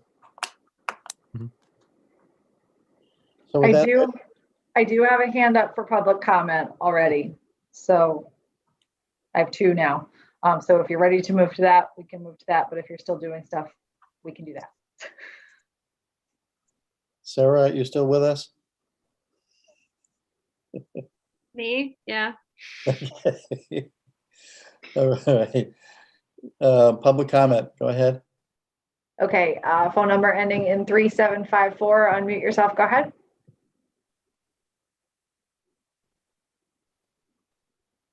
Yeah, this is Sean. I just wanted to say that I'm not sure about governor's orders or whatever, but they did not prevent Stonington from having a town meeting complete with drive-up voting. So there's no reason that any of these decisions should be made by anyone other than the public. Thank you. That's what we are going to do, just to be clear. I don't know if I thought I was pretty clear about that, but that's the plan. Yep. Pam Patamri, go ahead and unmute. Thank you. I just wanted to, kind of along Sean's lines, believe it or not, just give you my observations as a taxpayer and a board member. So I have sat through so many of these meetings, served on the board, and actually made it a point to go to the selectmen's meeting so I could see how they approach their budget preparation. And I have to tell you, I know what we did on the Board of Ed. And I know that all of the things that were raised today over the past 3.5 hours were considerations that we made. And I saw the same process with the Board of Selectmen. And it was my understanding that it is our job as a board to present to the Board of Finance a budget that we feel is reasonable and fiscally responsible and can be moved forward to the voters. I've sat through numerous meetings in this town where people do not feel heard. And I have to tell you, I'm feeling like one of those people. You have two budgets in front of you that are both reasonable and fiscally responsible. And you all are sitting here second guessing and nitpicking line items that have been very intelligently debated, talked about, thought through very carefully.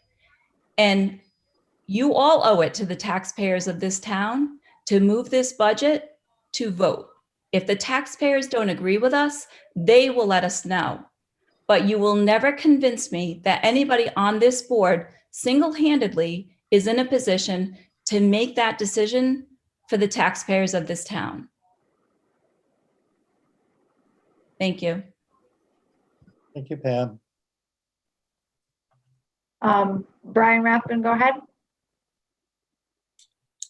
Yeah, I've been listening to this, and as a taxpayer, I'm saying, you know, I hear about the federal government talking about tax increases. I hear about the state. They're trying to put tax increase on town trying the best they can, which I appreciate your efforts. I listened to you and I said, boy, what would happen? So, but what I come to is it's probably going to be, I think there's got to be cuts, but I think they're cuts that people ain't going to like because they're going to be frills. Mainly talking about some of them that were mentioned tonight, which was maybe cutting back the library, the land acquisition, and recreation. And I know nobody wants to touch that because it's for our kids, and I don't really like to say that either. But I'm thinking, sure, the parents want programs for the kids, but how about if a child gets hurt or the fire catches on house? I mean, the house catches on fire. I think they'd want that truck to be able to roll right away, and it can't roll unless it has the extra per diem. So I think we all know that, and I think those are the type of cuts that are going to have to be made, and maybe even in the Board of Education budget, more things will have to be slight things. I mean, I don't think they can cut a long ways, but I think there's things they could actually look at. We all have to look at our own budget, and we have to cut out things, and and do it that way. So I think you gotta, both the boards are gonna have to go back and just look at those items. Might not be big items, but they will be a savings for the taxpayer. And I appreciate all you guys' time that you're putting in. Thank you. Thank you, Brian.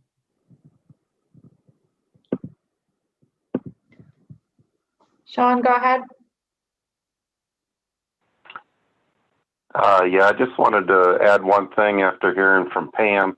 I think it's the Board of Finance's responsibility to forward to the town a fiscally responsible, reasonable budget for the townspeople.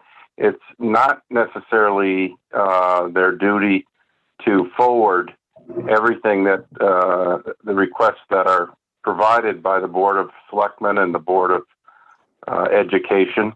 I think it's actually a duty for to continue to deliberate to get to a reasonable budget.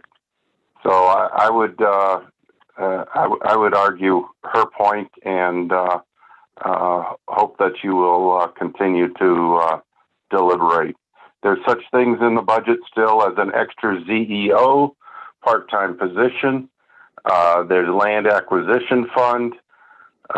There's the non-union employees only paying 7.5% for the medical, whereas the union pay double that. I think that you need to continue looking at the budget, as Sarah alluded to, and make some cuts. The Board of Selectmen and the Board of Education should be done. It's now the responsibility of the Board of Finance. Thank you. Thank you, Sean. We have a hand back up from Pam. Go ahead. I don't disagree, Sean, that yes, it is the Board of Finance's job to put forward a budget that's fiscally responsible, but you have to remember it's very disheartening to the people who are serving on these boards who are putting in the time. You know, I sat here from 7 o'clock at a meeting that isn't mine to make sure that we have exhausted all of the options. And I have to say, watching this process, and I can't say this for every past year, but this year alone, we knew what the town was facing. We knew the concerns of the taxpayers. So I can't say that there aren't individual line items, but when they presented the town, then raise those questions and inform the taxpayers and let them vote on it. But to hold it up at this level is not fair. We've all been advocating to let the people's voices be heard.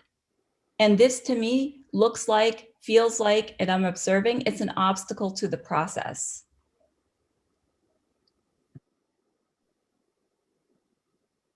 There are currently no hands up. With that, I would move for adjournment. Second.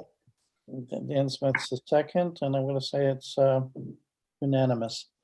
The time being 10:48.